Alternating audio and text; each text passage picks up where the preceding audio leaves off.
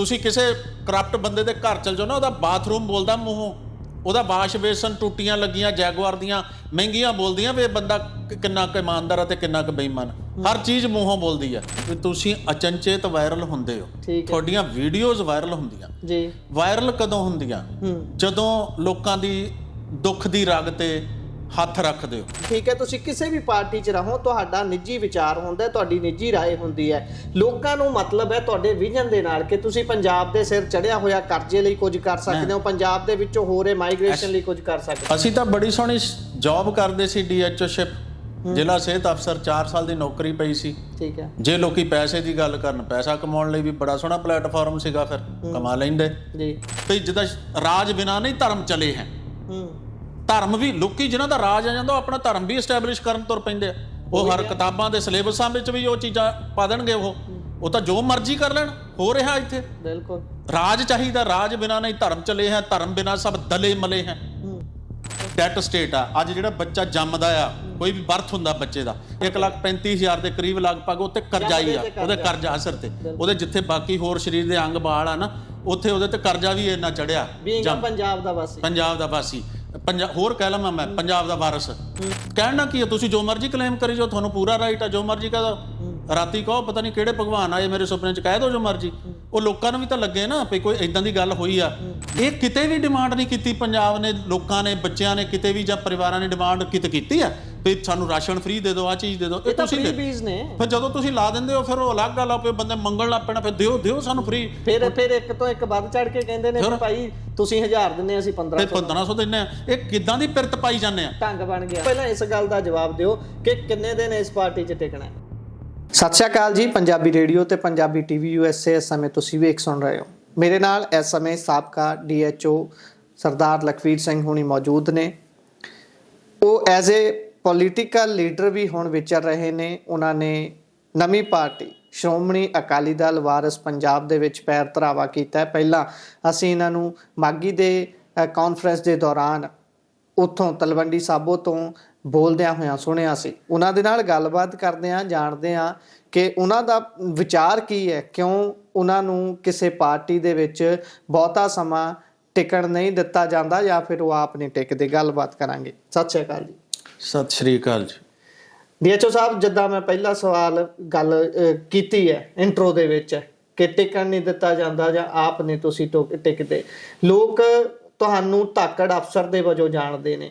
ਤੁਸੀਂ ਜਿਸ ਤਰੀਕੇ ਦੇ ਨਾਲ ਇੱਕ ਤੋਂ ਇੱਕ ਪਾਰਟੀ ਬਦਲ ਰਹੇ ਹੋ, ਕਿਤੇ ਤੁਹਾਡੀ ਛਵੀ ਦਲ ਬਦਲੂ ਲੀਡਰ ਵਾਲੀ ਤਾਂ ਨਹੀਂ ਬਣ ਜਾਊਗੀ ਜਿੱਦਾਂ ਤੁਸੀਂ ਪਾਰਟੀਆਂ ਬਦਲ ਰਹੇ ਹੋ? ਪਹਿਲਾਂ ਤਾਂ ਸਾਰਿਆਂ ਨੂੰ ਵਾਹਿਗੁਰੂ ਜੀ ਕਾ ਖਾਲਸਾ, ਵਾਹਿਗੁਰੂ ਜੀ ਕੀ ਫਤਿਹ। ਜਿੱਥੋਂ ਤਾਈਂ ਗੱਲ ਤੁਸੀਂ ਕੀਤੀ ਛਵੀ ਦੀ, ਜਦੋਂ ਤੁਹਾਡੇ ਸਾਹਮਣੇ ਨਾ ਮੋਟਿਵ ਵੱਡਾ ਹੁੰਦਾ, ਮਕਸਦ ਵੱਡਾ ਹੁੰਦਾ, ਪੰਜਾਬ, ਪੰਜਾਬੀਅਤ, ਪੰਜਾਬ ਦੇ ਇਸ਼ੂਜ਼, ਉਦੋਂ ਇਹ ਚੀਜ਼ਾਂ ਛੋਟੀਆਂ ਰਹਿ ਜਾਂਦੀਆਂ। ਖਲੀਲ ਜਿਬਰਾਨ ਦੀ ਇੱਕ ਬੁੱਕ ਹੈ, ਉਹ ਕਹਿੰਦੇ ਜੇ ਕਿਸੇ ਨੋਬਲੈਸਟ ਕਾਜ਼ ਵਾਸਤੇ, ਚੰਗੇ ਕਾਜ਼ ਵਾਸਤੇ ਤੁਹਾਨੂੰ ਲੋਕਾਂ ਦੀ ਗਾਲੀ ਗਲੋਚ, ਤਾਨੇ ਮਿਹਣੇ, ਡੰਡੇ ਸੋਟੇ, ਇੱਦਾਂ ਦੇ ਸ਼ਬਦ ਲਿਖਿਓ ਦਾ ਵੀ ਸਾਹਮਣਾ ਕਰਨਾ ਪਵੇ, ਤਾਂ ਤੁਸੀਂ ਇਹ ਸੋਚੋ ਤੁਸੀਂ ਸਭ ਤੋਂ ਖੁਸ਼ਕਿਸਮਤ ਇਨਸਾਨ ਹੋ। ਠੀਕ ਹੈ। ਜਦ ਤੁਹਾਡੇ ਅੰਦਰ ਕਿਸੇ ਕੰਮ ਲਈ ਕੀ ਚੱਲਦਾ ਇਹ ਤੁਹਾਨੂੰ ਪਤਾ ਹੁੰਦਾ।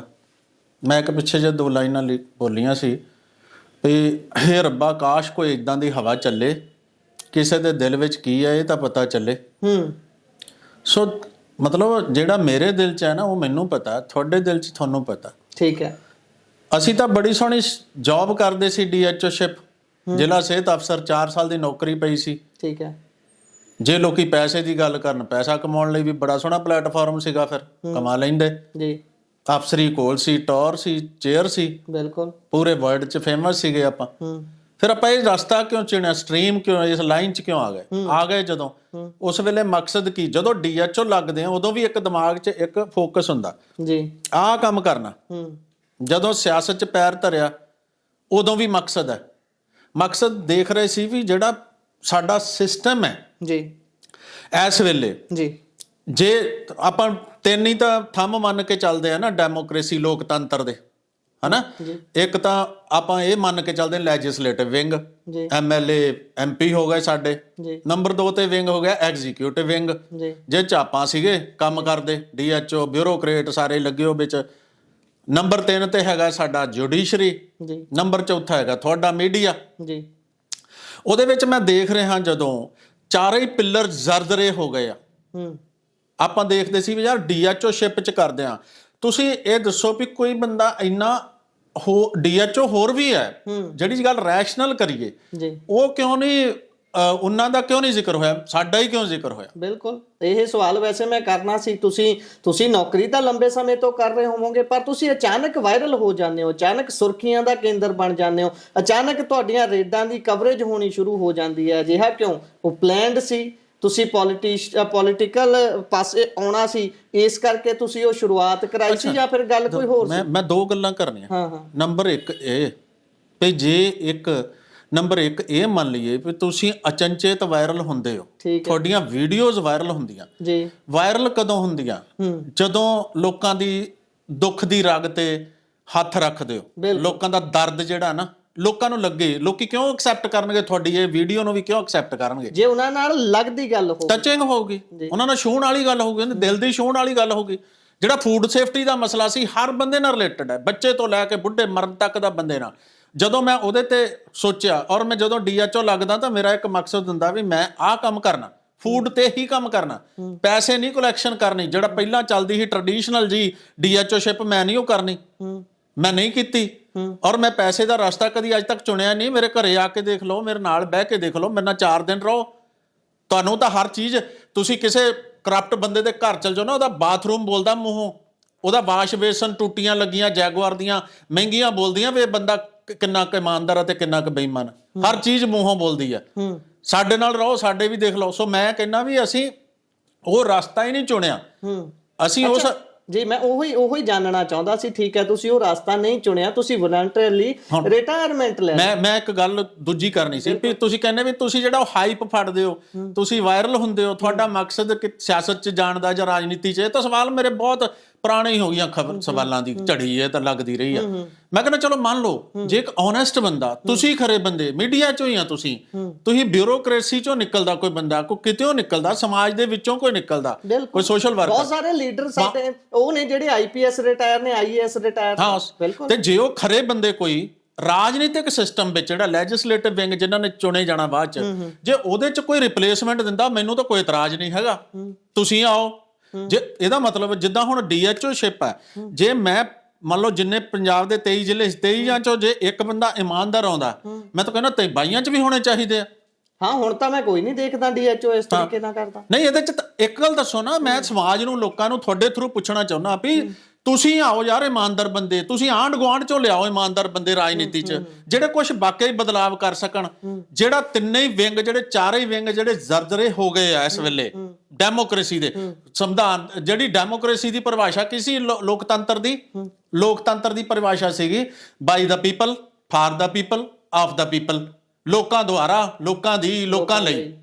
ਤੁਸੀਂ ਦੱਸੋ ਤਿੰਨੇ ਹੀ ਚੀਜ਼ਾਂ ਕਿੱਥੇ ਸਾਬਤ ਹੁੰਦੀਆਂ? ਕਿਹੜਾ ਲੋਕਤੰਤਰ ਦਾ ਸਾਬਤ ਲੱਗਦਾ? ਲੋਕਾਂ ਦੀ ਸਰਕਾਰ, ਲੋਕਾਂ ਦੀ ਦਾ ਮਤਲਬ ਡਰਾ ਕੇ ਤੁਸੀਂ ਬਣਾ ਲਓ, ਪੇਪਰ ਰੱਦ ਕਰਾ ਕੇ ਬਣਾ ਲਓ, ਇਹ ਕਿਹੜੀ ਡੈਮੋਕ੍ਰੇਸੀ ਆ? ਸਾਰਾ ਕੁਝ ਹੋ ਰਿਹਾ, ਲੋਕ ਚੁਣਨ ਫਿਰ ਆਪਣੇ ਨਾ। ਬਾਬਾ ਸਾਹਿਬ ਡਾਕਟਰ ਅੰਬੇਡਕਰ ਜੀ ਨੇ ਜਦੋਂ ਕਿਹਾ ਸੀ ਵੀ ਜਿਹੜਾ ਹੁਣ ਰਾਜਾ ਆ, ਜਦੋਂ ਉਹਨੇ ਸੰਵਿਧਾਨ ਦੇ ਦਿੱਤਾ ਇਸ ਦੇਸ਼ ਨੂੰ, ਉਹਨਾਂ ਕਿਹਾ ਸੀ ਹੁਣ ਸੰਵਿਧਾਨ ਜਿਹੜਾ ਰਾਜਾ ਹੈ ਨਾ, ਉਹ ਮਾਂ ਦੇ ਪੇਟੋਂ ਨਹੀਂ ਪੈਦਾ ਹੋਊਗਾ, ਤੇ ਉਹ ਜਿਹੜਾ ਪੇਟੀ ਚੋਂ ਨਿਕਲੂ ਕਰੂਗਾ, ਬੈਲਟ ਪੇਟੀ ਚੋਂ ਨਿਕਲੂ ਕਰੂਗਾ, ਮਾਂ ਦੇ ਪੇਟੋਂ ਰਾਜਾ ਨਹੀਂ ਪੈਦਾ ਹੋਊਗਾ ਜੀ। ਪਰ ਤੁਸੀਂ ਇੱਕ ਦੱਸੋ ਫਿਰ ਲੋਕਤੰਤਰ ਦੀ ਪਰਿਭਾਸ਼ਾ ਤੇ ਇਹ ਸੀ ਨਾ ਵੀ ਜਿਹੜਾ ਬੈਲਟ ਪੇਪਰ ਪੇਟੀ ਚੋਂ ਪੈਦਾ ਹੋਣਾ ਚਾਹੀਦਾ ਸੀ, ਬੈਲਟ ਵੀ ਨਹੀਂ ਰਿਹਾ, ਪੇਟੀ ਕਾਹਦੀ ਰਹਿ ਗਈ? ਈਵੀਐਮ ਆ ਗਈ। ਸਵਾਲ ਈਵੀਐਮ ਤੇ ਵੀ ਖੜੇ ਹੁੰਦੇ ਆ, ਅੱਜ ਥਾਂ ਖੜੇ ਹੁੰਦੇ ਆ। ਸੋ ਡੈਮੋਕ੍ਰੇਸੀ ਕਾਹਦੀ ਆ? ਲੋਕਤੰਤਰ ਕਾਹਦਾ? ਤੁਸੀਂ ਔਰ ਸਭ ਤੋਂ ਜ਼ਿਆਦਾ ਜੇ ਸਿਸਟਮ 'ਚ ਕੋਈ ਕ੍ਰਾਂਤੀ ਲਿਆ ਸਕਦਾ, ਉਹ ਸਿਰਫ ਇੱਕੋ ਹੀ ਤਰੀਕਾ ਆ, ਜਿੱਦਾਂ ਗੁਰੂ ਸਾਹਿਬ ਕਹਿੰਦੇ ਨਾ ਵੀ ਜਿੱਦਾਂ ਰਾਜ ਬਿਨਾਂ ਨਹੀਂ ਧਰਮ ਚਲੇ ਹੈ। ਧਰਮ ਵੀ ਲੋਕੀ ਜਿਹਨਾਂ ਦਾ ਰਾਜ ਆ ਜਾਂਦਾ ਉਹ ਆਪਣਾ ਧਰਮ ਵੀ ਐਸਟੈਬਲਿਸ਼ ਕਰਨ ਤੁਰ ਪੈਂਦੇ ਆ। ਉਹ ਹਰ ਕਿਤਾਬਾਂ ਦੇ ਸਿਲੇਬਸਾਂ ਵਿੱਚ ਵੀ ਉਹ ਚੀਜ਼ਾਂ ਪਾ ਦੇਣਗੇ। ਉਹ ਤਾਂ ਜੋ ਮਰਜ਼ੀ ਕਰ ਲੈਣ। ਹੋ ਰਿਹਾ ਇੱਥੇ ਬਿਲਕੁਲ ਰਾਜ ਚਾਹੀਦਾ, ਰਾਜ ਬਿਨਾਂ ਨਹੀਂ ਧਰਮ ਚਲੇ ਹੈ, ਧਰਮ ਬਿਨਾਂ ਸਭ ਦਲੇ ਮਲੇ ਹੈ। ਤੇ ਧਰਮ ਦੀ ਵੀ ਵੈਲਿਊ ਆ, ਧਰਮ ਦੀ ਬਹੁਤ ਅਹਿਮੀਅਤ ਹੈ, ਪਰ ਜਿਹੜਾ ਰਾਜਾ ਹੈ ਉਹ ਧਰਮ ਆਪਣਾ ਹੀ ਚਲਾ ਲੈਂਦਾ। ਔਰੰਗਜ਼ੇਬ ਨੇ ਕੀ ਕੀਤਾ ਸੀ? ਸੋ ਇਹ ਜਿਹੜੀਆਂ ਗੱਲਾਂ ਆ, ਜਿਹੜਾ ਜਿੱਥੇ ਅੱਜ ਵੀ ਆ, ਇਹ ਲੋਕਤੰਤਰਕ ਪ੍ਰਣਾਲੀ ਰਾਹੀਂ ਚੁਣੇ ਹੋਏ ਬੰਦੇ ਤੋਂ ਲੋਕ ਖੁਸ਼ ਨਹੀਂ ਹੈਗੇ। ਪਾਕਿਸਤਾਨ ਦੇ ਵਿੱਚ ਮੈਂ ਸੁਣੋ, ਪਾਕਿਸਤਾਨ ਦੇ ਵਿੱਚ ਜਿਹੜਾ ਹੈਪੀ ਇੰਡੈਕਸ ਆ ਸਾਡੇ ਪੰਜਾਬ ਨਾਲੋਂ, ਉਹਨਾਂ ਦੇ ਪੰਜਾਬ 'ਚ ਦੇਖ ਲਿਓ ਉਹਨਾਂ ਦਾ ਹੈਪੀਨੈਸ ਇੰਡੈਕਸ ਸਾਡੇ ਤੋਂ ਉੱਪਰ ਹੈ। ਜਿਹੜੇ ਲੋਕ ਸਿਸਟਮ ਤੋਂ ਖੁਸ਼ ਹੈ ਉਹਨੂੰ ਕਹਿੰਦੇ ਹੈਪੀਨੈਸ ਇੰਡੈਕਸ। ਪਰ ਉੱਥੇ ਤਾਂ ਭਾਈ ਆਟਾ ਵੀ ਸਾਡੇ ਨਾਲੋਂ ਕਿੰਨਾ ਗੁਣਾ। ਮੈਂ ਸਿਸਟਮ ਦੀ ਗੱਲ ਕਰਦਾ, ਹਰ ਚੀਜ਼ ਆ ਜਾਂਦੀ ਆ, ਹਰ ਫੈਕਟਰ ਆ, ਤੁਸੀਂ ਇੱਥੇ ਵੀ ਜ਼ਿਕਰ ਕਰੋਗੇ। ਪਰ ਲੋਕ ਸਿਸਟਮ ਤੋਂ ਖੁਸ਼ ਆ ਵੀ ਤਹਿਸੀਲੇ ਜਾਂਦੇ ਆ ਕਿੱਦਾਂ ਇਨਸਾਫ ਮਿਲਦਾ, ਫਲਾਣੀ ਜਗ੍ਹਾ ਜਾਂਦੇ ਡੀਸੀ ਦਫ਼ਤਰ ਜਾਂਦੇ ਕਿੱਦਾਂ ਮਿਲਦੀ ਆ।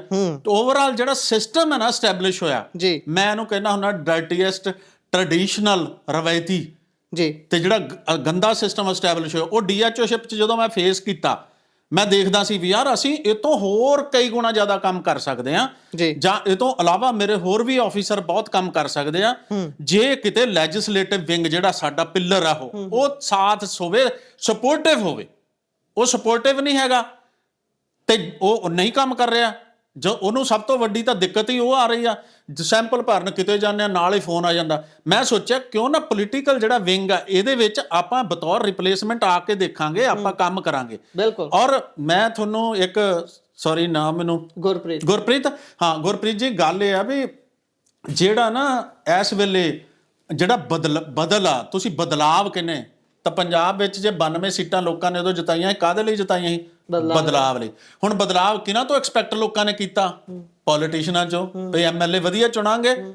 ਪਰ ਕਿੰਨਾ ਕੁ ਪ੍ਰੈਕਟੀਕਲੀ ਬਦਲਾਵ ਕਿੰਨਾ ਕੁ ਆਇਆ, ਕਿੰਨਾ ਕੁ ਲੋਕ ਸੈਟੀਸਫਾਈ ਹੋਏ ਆ, ਲੋਕਾਂ ਦਾ ਹੈਪੀਨੈਸ ਇੰਡੈਕਸ ਕਿੰਨਾ ਕੁ ਉੱਪਰ ਗਿਆ, ਇਹ ਗੁਰਪ੍ਰੀਤ ਜੀ ਤੁਹਾਨੂੰ ਵੀ ਪਤਾ, ਮੈਨੂੰ ਵੀ ਪਤਾ। ਬਿਲਕੁਲ, ਤੁਸੀਂ ਅੰਤ 'ਚ ਜਿਹੜੀ ਗੱਲ ਕੀਤੀ ਹੈ ਮੈਂ ਉਹਦੇ ਤੋਂ ਸਮਝ ਪਾਇਆ ਤੁਹਾਡਾ ਇਸ ਪਾਸੇ ਆਉਣ ਦਾ ਜਿਹੜਾ ਰੁਝਾਨ ਸੀ ਕਿੱਦਾਂ ਬਣਿਆ। ਵੀ ਭਾਈ ਤੁਸੀਂ ਕਿਹਾ ਵੀ ਚੱਲ ਇਸ ਤਰੀਕੇ ਦੇ ਨਾਲ ਨਹੀਂ ਤਾਂ ਆਪਾਂ ਇਸ ਲੈਜਿਸਲੇਟਿਵ ਦੇ ਜ਼ਰੀਏ ਆਪਾਂ ਬਦਲਣ ਦੀ ਤੇ ਕੋਸ਼ਿਸ਼ ਕਰਦੇ ਹਾਂ ਸਾਰੇ ਸਿਸਟਮ ਨੂੰ। ਅੱਛਾ, ਹੁਣ ਮੇਰਾ ਸਵਾਲ ਇਹ ਸੀ ਵੀ ਤੁਸੀਂ ਹੁਣੇ ਸ਼੍ਰੋਮਣੀ ਅਕਾਲੀ ਦਲ ਵਾਰਿਸ ਪੰਜਾਬ ਦੇ ਜਥੇਬੰਦੀ ਨੂੰ ਜੁਆਇਨ ਕੀਤਾ, ਉਸ ਤੋਂ ਪਹਿਲਾਂ ਤੁਸੀਂ VRS ਲੈਂਦੇ ਹੋ, ਤੁਹਾਡੀ ਗੱਲ ਚੱਲਦੀ ਹੈ ਵੀ ਤੁਸੀਂ ਆਮ ਆਦਮੀ ਪਾਰਟੀ 'ਚ ਜਾਣ ਵਾਲੇ ਹੋ। ਗੱਡੀਆਂ ਹੁਸ਼ਿਆਰਪੁਰ ਤੋਂ ਤੁਰਦੀਆਂ ਨੇ ਪਰ ਰਾਸਤੇ ਦੇ ਵਿੱਚ ਗੜਬੜੀ ਹੋ ਜਾਂਦੀ ਹੈ, ਨਹੀਂ ਪਹੁੰਚਦੀਆਂ ਚੰਡੀਗੜ੍ਹ, ਤੁਸੀਂ ਵਾਪਸ ਆ ਜਾਂਦੇ ਹੋ। ਉਸ ਤੋਂ ਬਾਅਦ ਤੁਸੀਂ ਸ਼੍ਰੋਮਣੀ ਅਕਾਲੀ ਦਲ 'ਚ ਗਏ, ਫਿਰ ਕਾਂਗਰਸ ਦੇ ਵਿੱਚ ਗਏ, ਹੁਣ ਤੁਸੀਂ ਇੱਧਰ ਆਏ ਹੋ। ਤੁਸੀਂ ਕਿਸੇ ਪਾਰਟੀ ਦੀ ਆਈਡੀਓਲੋਜੀ ਦੇ ਨਾਲ ਸਹਿਮਤ ਨਹੀਂ ਹੋ ਪਾ ਰਹੇ, ਜਾਂ ਫਿਰ ਤੁਸੀਂ ਜਿਹੜੀ ਚੀਜ਼ ਤੁਹਾਡਾ ਜਿਹੜਾ ਵਿਜ਼ਨ ਹੈ ਤੁਹਾਨੂੰ ਲੱਗਦਾ ਨਹੀਂ ਵੀ ਜਿਹੜੀ ਪਾਰਟੀ 'ਚ ਮੈਂ ਗਿਆ ਉੱਥੇ ਪੂਰਾ ਨਹੀਂ ਹੋਣਾ, ਜਾਂ ਗੱਲ ਕੀ ਹੈ? ਡਾਕਟਰ ਲਖਬੀਰ ਟਿਕ ਕਿਉਂ ਨਹੀਂ ਪਾ ਰਿਹਾ ਕਿਸੇ ਪਾਰਟੀ 'ਚ, ਮੈਂ ਇਹ ਜਾਣਨਾ ਚਾਹੁੰਦਾ। ਤੇ ਹੁਣ ਜੇਕਰ ਤੁਸੀਂ ਇਸ ਪਾਰਟੀ 'ਚ ਆਏ ਹੋ, ਕੋਈ ਪਹਿਲਾਂ ਗੱਲ ਕੀਤੀ ਹੈ, ਕੋਈ ਹੋਰ ਗੱਲਬਾਤ ਹੈ, ਸਾਨੂੰ ਇਹ ਦੱਸੋ ਵੀ ਤੁਹਾਡਾ ਵਿਜ਼ਨ ਹੈਗਾ ਕੀ ਹੈ, ਤੁਸੀਂ ਕਿਉਂ ਪਾਰਟੀ ਤੇ ਪਾਰਟੀ ਬਦਲ ਰਹੇ ਹੋ? ਮੇਰਾ ਵਿਜ਼ਨ ਇੱਕੋ ਹੀ ਹੈ ਜੀ, ਵੀ ਉਹ ਪੋਲੀਟੀਸ਼ੀਅਨ ਕਾਮਯਾਬ ਹੋਣ, ਉਹ ਲੈਜਿਸਲੇਟਿਵ ਵਿੰਗ ਦੇ ਉਹ ਮੈਂਬਰ ਅੱਗੇ ਆਉਣ ਜਿਹਦੇ ਪੰਜਾਬ ਦੇ ਵਿੱਚ ਵਾਕਈ ਕੋਈ ਪੰਜਾਬ ਦੀ ਬਿਹਤਰੀ ਲਈ ਗੱਲ ਕਰ ਸਕਦੇ। ਮੈਂ ਗੁਰਪ੍ਰੀਤ ਜੀ ਇੱਕ ਗੱਲ ਤੁਹਾਡੇ ਨਾਲ ਬੜੀ ਕਲੀਅਰ ਕਰਨੀ ਚਾਹੁੰਦਾ, ਮੈਨੂੰ ਕਿਸੇ ਪੋਲੀਟੀਕਲ ਪਾਰਟੀ ਦਾ ਕੋਈ ਤਜਰਬਾ ਨਹੀਂ ਹੈ। ਮੈਂ ਮੰਨਣ ਨੂੰ ਤਿਆਰ ਹਾਂ, ਜੇ ਮੇਰੇ ਤੋਂ ਕੋਈ ਗਲਤੀ ਵੀ ਹੁੰਦੀ ਆ ਤਾਂ ਮੈਂ ਮੰਨਣ ਨੂੰ ਤਿਆਰ। ਜਿਸ ਖੇਤਰ ਬਾਰੇ ਤੁਹਾਨੂੰ ਨੌਲੇਜ ਨਹੀਂ ਨਾ ਹੁੰਦਾ ਉੱਥੇ ਤੁਹਾਡੀ ਗਲਤੀ ਹੋਣੀ ਸੁਭਾਵਿਕ ਹੁੰਦੀ ਹੈ। ਬਿਲਕੁਲ ਬਿਲਕੁਲ।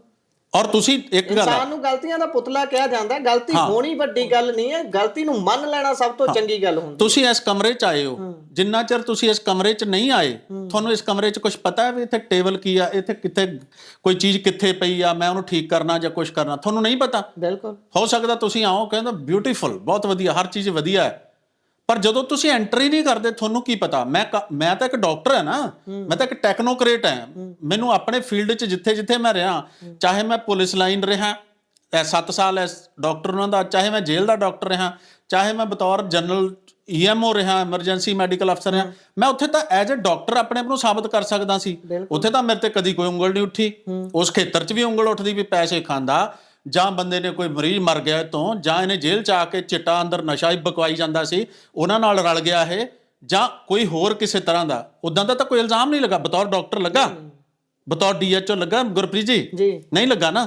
ਆਪਾਂ ਨਵੀਂ ਨਾ, ਇਹ ਖੇਤਰ ਨਵਾਂ, ਇਹਦੇ ਬਾਰੇ ਪਤਾ ਕੱਖ ਨਹੀਂ। ਮੈਂ ਇਸ ਖੇਤਰ ਦੇ ਵਿੱਚ ਇੱਕ ਦੇਖੀ ਜਾ ਕੇ ਵੀ ਯਾਰ ਜਿਹੜੀ ਇੱਕ ਲੜਾਈ ਆ ਨਾ ਪੋਲੀਟੀਸ਼ੀਅਨ ਦੀ, ਉਹ ਬਹੁਤ ਹਰ ਚੀਜ਼ ਤੋਂ ਉੱਪਰ ਹੋਣੀ ਚਾਹੀਦੀ ਆ, ਔਰ ਉਹ ਲੋਕ ਸੇਵਾ ਦੀ ਹੋਣੀ ਚਾਹੀਦੀ ਹੈ। ਕਾਸ਼ ਇੱਥੇ ਪੋਲੀਟੀਕਲ ਖੇਤਰ ਵਿੱਚ ਸੇਵਾਦਾਰ ਆਉਂਦੇ ਬੰਦੇ, ਫੱਕਰ ਬੰਦੇ ਆਉਂਦੇ ਜਿਹੜੇ ਕੁਝ ਸਵਾਰ ਸਕਦੇ। ਔਰ ਇਹਨਾਂ ਨੂੰ ਇਦਾਂ ਜਿੱਦਾਂ ਆਮ ਆਦਮੀ, ਜਿੱਦਾਂ ਇਹਨਾਂ ਨੂੰ ਲੋਕਾਂ ਨੇ ਸੁਣਿਆ ਆਮ, ਇਹਨਾਂ ਨੇ ਜਾਣ ਕੇ ਇਹੋ ਜਿਹੀ ਨੋਮਨਕਲੇਚਰ, ਇਹੋ ਜਿਹੇ ਟਾਈਟਲ ਦਿੱਤਾ ਵੀ ਲੋਕਾਂ ਦੀਆਂ ਭਾਵਨਾਵਾਂ, ਪ੍ਰਵਾਨਗੀ ਜ਼ਿਆਦਾ ਹੋਊਗੀ ਲੋਕਾਂ 'ਚ, ਲੋਕਾਂ ਨੂੰ ਇਹ ਪ੍ਰਵਾਨ ਜ਼ਿਆਦਾ ਹੁੰਦਾ। ਉਹੀ ਮੈਂ ਜਾਣਨਾ ਚਾਹੁੰਦਾ, ਤੁਸੀਂ ਗੱਲ ਕੀਤੀ ਹੈ ਵੀ ਠੀਕ ਹੈ ਮੇਰਾ ਇਹ ਖੇਤਰ ਨਹੀਂ ਸੀ, ਮੇਰੇ ਤੋਂ ਗਲਤੀਆਂ ਹੋਈਆਂ, ਠੀਕ ਹੈ ਮੰਨ ਲਿਆ ਤੁਸੀਂ, ਬਟ ਮੈਂ ਉਹੀ ਤਾਂ ਜਾਣਨਾ ਚਾਹੁੰਦਾ ਨਾ ਵੀ ਤੁਹਾਡਾ ਵਿਜ਼ਨ ਦੇ ਵਿੱਚ ਇਹੋ ਜੀ ਕਿਹੜੀ ਚੀਜ਼ ਹੈ ਜਿਹੜੀ ਤੁਸੀਂ ਕਿਸੇ ਪਾਰਟੀ ਦੇ ਵਿੱਚ ਫਿੱਟ ਨਹੀਂ ਰਹਿ ਪਏ, ਤੁਸੀਂ ਅਗਲੀ ਪਾਰਟੀ 'ਚ ਹੁਣ ਆਗੇ। ਮੈਂ ਵਿਜ਼ਨ ਪੰਜਾਬ ਦੇ ਲਈ ਜਾਣਨਾ ਚਾਹੁੰਦਾ। ਠੀਕ ਹੈ ਤੁਸੀਂ ਕਿਸੇ ਵੀ ਪਾਰਟੀ 'ਚ ਰਹੋ, ਤੁਹਾਡਾ ਨਿੱਜੀ ਵਿਚਾਰ ਹੁੰਦਾ, ਤੁਹਾਡੀ ਨਿੱਜੀ ਰਾਏ ਹੁੰਦੀ ਹੈ, ਲੋਕਾਂ ਨੂੰ ਮਤਲਬ ਹੈ ਤੁਹਾਡੇ ਵਿਜ਼ਨ ਦੇ ਨਾਲ ਕਿ ਤੁਸੀਂ ਪੰਜਾਬ ਦੇ ਸਿਰ ਚੜਿਆ ਹੋਇਆ ਕਰਜ਼ੇ ਲਈ ਕੁਝ ਕਰ ਸਕਦੇ ਹੋ, ਪੰਜਾਬ ਦੇ ਵਿੱਚੋਂ ਹੋ ਰਹੇ ਮਾਈਗ੍ਰੇਸ਼ਨ ਲਈ ਕੁਝ ਕਰ ਸਕਦੇ ਹੋ। ਇਸ ਵੇਲੇ ਦੇਖੋ ਜਦੋਂ ਅਸੀਂ ਇਹਨਾਂ ਲੋਕਾਂ 'ਚ ਦੇਖਦੇ ਹਾਂ, ਜਦੋਂ ਇਸ਼ੂ ਇਦਾਂ ਦਾ ਉੱਠਿਆ, ਤੁਸੀਂ ਵੀ ਪੋਡਕਾਸਟ ਕੀਤੇ ਪ੍ਰਵਾਸੀਆਂ ਦੇ ਕੀਤੇ, ਜਦੋਂ ਮਿਲਾਵਟਖੋਰੀ ਤੇ ਗੱਲ ਕਰਦੇ ਹਾਂ ਪ੍ਰਵਾਸੀਆਂ ਦੇ ਕੀਤੇ, ਜਦੋਂ ਮੈਂ ਗੱਲ ਕਰਦਾ ਵੀ ਸਾਡੇ ਜਿੰਨੇ ਇੱਥੇ ਬਾਰਡਰ ਡਿਸਟ੍ਰਿਕਟ ਟੈਰੀਟਰੀ ਜਿੰਨੀ ਹੈਗੀ ਆ, ਇੱਥੇ ਜਿਹੜੇ ਜਿੰਨੇ ਵੀ ਕਾਲਜਸ ਆ, ਤੁਸੀਂ ਇਹਨਾਂ 'ਚ ਭਰਤੀ ਦੇਖ ਲਓ ਜਾਂ ਨਾਰਮਲੀ ਵੀ ਰਿਕਰੂਟਮੈਂਟ ਹੁੰਦੀ ਅੱਜ, ਉਹ ਸਾਰੀ ਜਿਹੜੀ ਆ ਨਾ ਐਡਜੋਇਨਿੰਗ ਸਟੇਟਸ ਦੀ ਹੋ ਰਹੀ ਆ, ਪੰਜਾਬ ਦੀ ਨਹੀਂ ਹੋ ਰਹੀ। ਤੁਸੀਂ ਦੇਖ ਲਓ ਭਰਤੀ ਜਿਹੜੀ ਰਿਕਰੂਟਮੈਂਟ ਹੋ ਰਹੀ, ਪੰਜਾਬੀਆਂ ਨੂੰ ਪਹਿਲ ਨਹੀਂ ਮਿਲ ਰਹੀ। ਪੰਜਾਬ ਦੇ ਜਿਹੜੇ ਬੰਦੇ ਆ, ਬੱਚੇ ਆ ਸਾਡੇ, ਉਹ ਤਾਂ ਸਾਰੇ ਮਾਈਗ੍ਰੇਟ ਕਰ ਰਹੇ ਆ ਸਾਰੇ ਜਾ ਕੇ ਕੈਨੇਡਾ 'ਚ, ਹਾਲਾਂਕਿ ਵਿਚਾਰਿਆਂ ਨੂੰ PR ਨਹੀਂ ਮਿਲ ਰਹੀ, ਉੱਥੇ ਵੀ ਇੰਨੇ ਪਰੇਸ਼ਾਨੀ 'ਚ ਗੁਜ਼ਰ ਰਹੇ ਆ। ਜ਼ੀਰੋ ਤੋਂ ਸ਼ੁਰੂ ਕਰਨਾ ਪੈਂਦਾ, ਜ਼ੀਰੋ ਤੇ। ਜੇ ਉਹੀ ਰੁਜ਼ਗਾਰ ਵਧੀਆ ਤਰੀਕੇ ਨਾਲ ਸਾਡੇ ਪੰਜਾਬ 'ਚ ਹੋਣ, ਮਾਈਗ੍ਰੇਸ਼ਨ ਕਿਉਂ ਹੋਵੇ? ਜੇ ਇੱਕ ਬੰਦਾ ਪੰਜਾਬ 'ਚ ਬੇਲਣਾ ਲਾ ਕੇ, ਕ੍ਰੈਸ਼ਰ ਲਾ ਕੇ, ਉਹ ਕਹਿੰਦਾ ਮੈਂ 50 ਲੱਖ ਸੀਜ਼ਨ ਦਾ ਕਮਾ ਕੇ ਚੱਲ ਜਾਣਾ, ਸੀਜ਼ਨਲ ਕੰਮ ਹੈ ਇਹ, ਮੌਸਮੀ, ਤੇ ਜੇ ਉਹ ਕਮਾ ਕੇ ਜਾ ਸਕਦਾ, ਸਾਡੇ ਬੱਚੇ ਵੀ ਜ਼ਿਮੀਂਦਾਰਾ ਕਰਕੇ, ਉੱਥੇ ਵੀ ਤਾਂ ਬੱਚਿਆਂ ਨੂੰ ਲੇਬਰ ਕਰਨੀ ਪੈ ਰਹੀ ਹੈ ਬਾਹਰ ਜਾ ਕੇ। ਉਹਨਾਂ ਨੂੰ ਰੋਕਣਾ ਕਿੱਦਾਂ?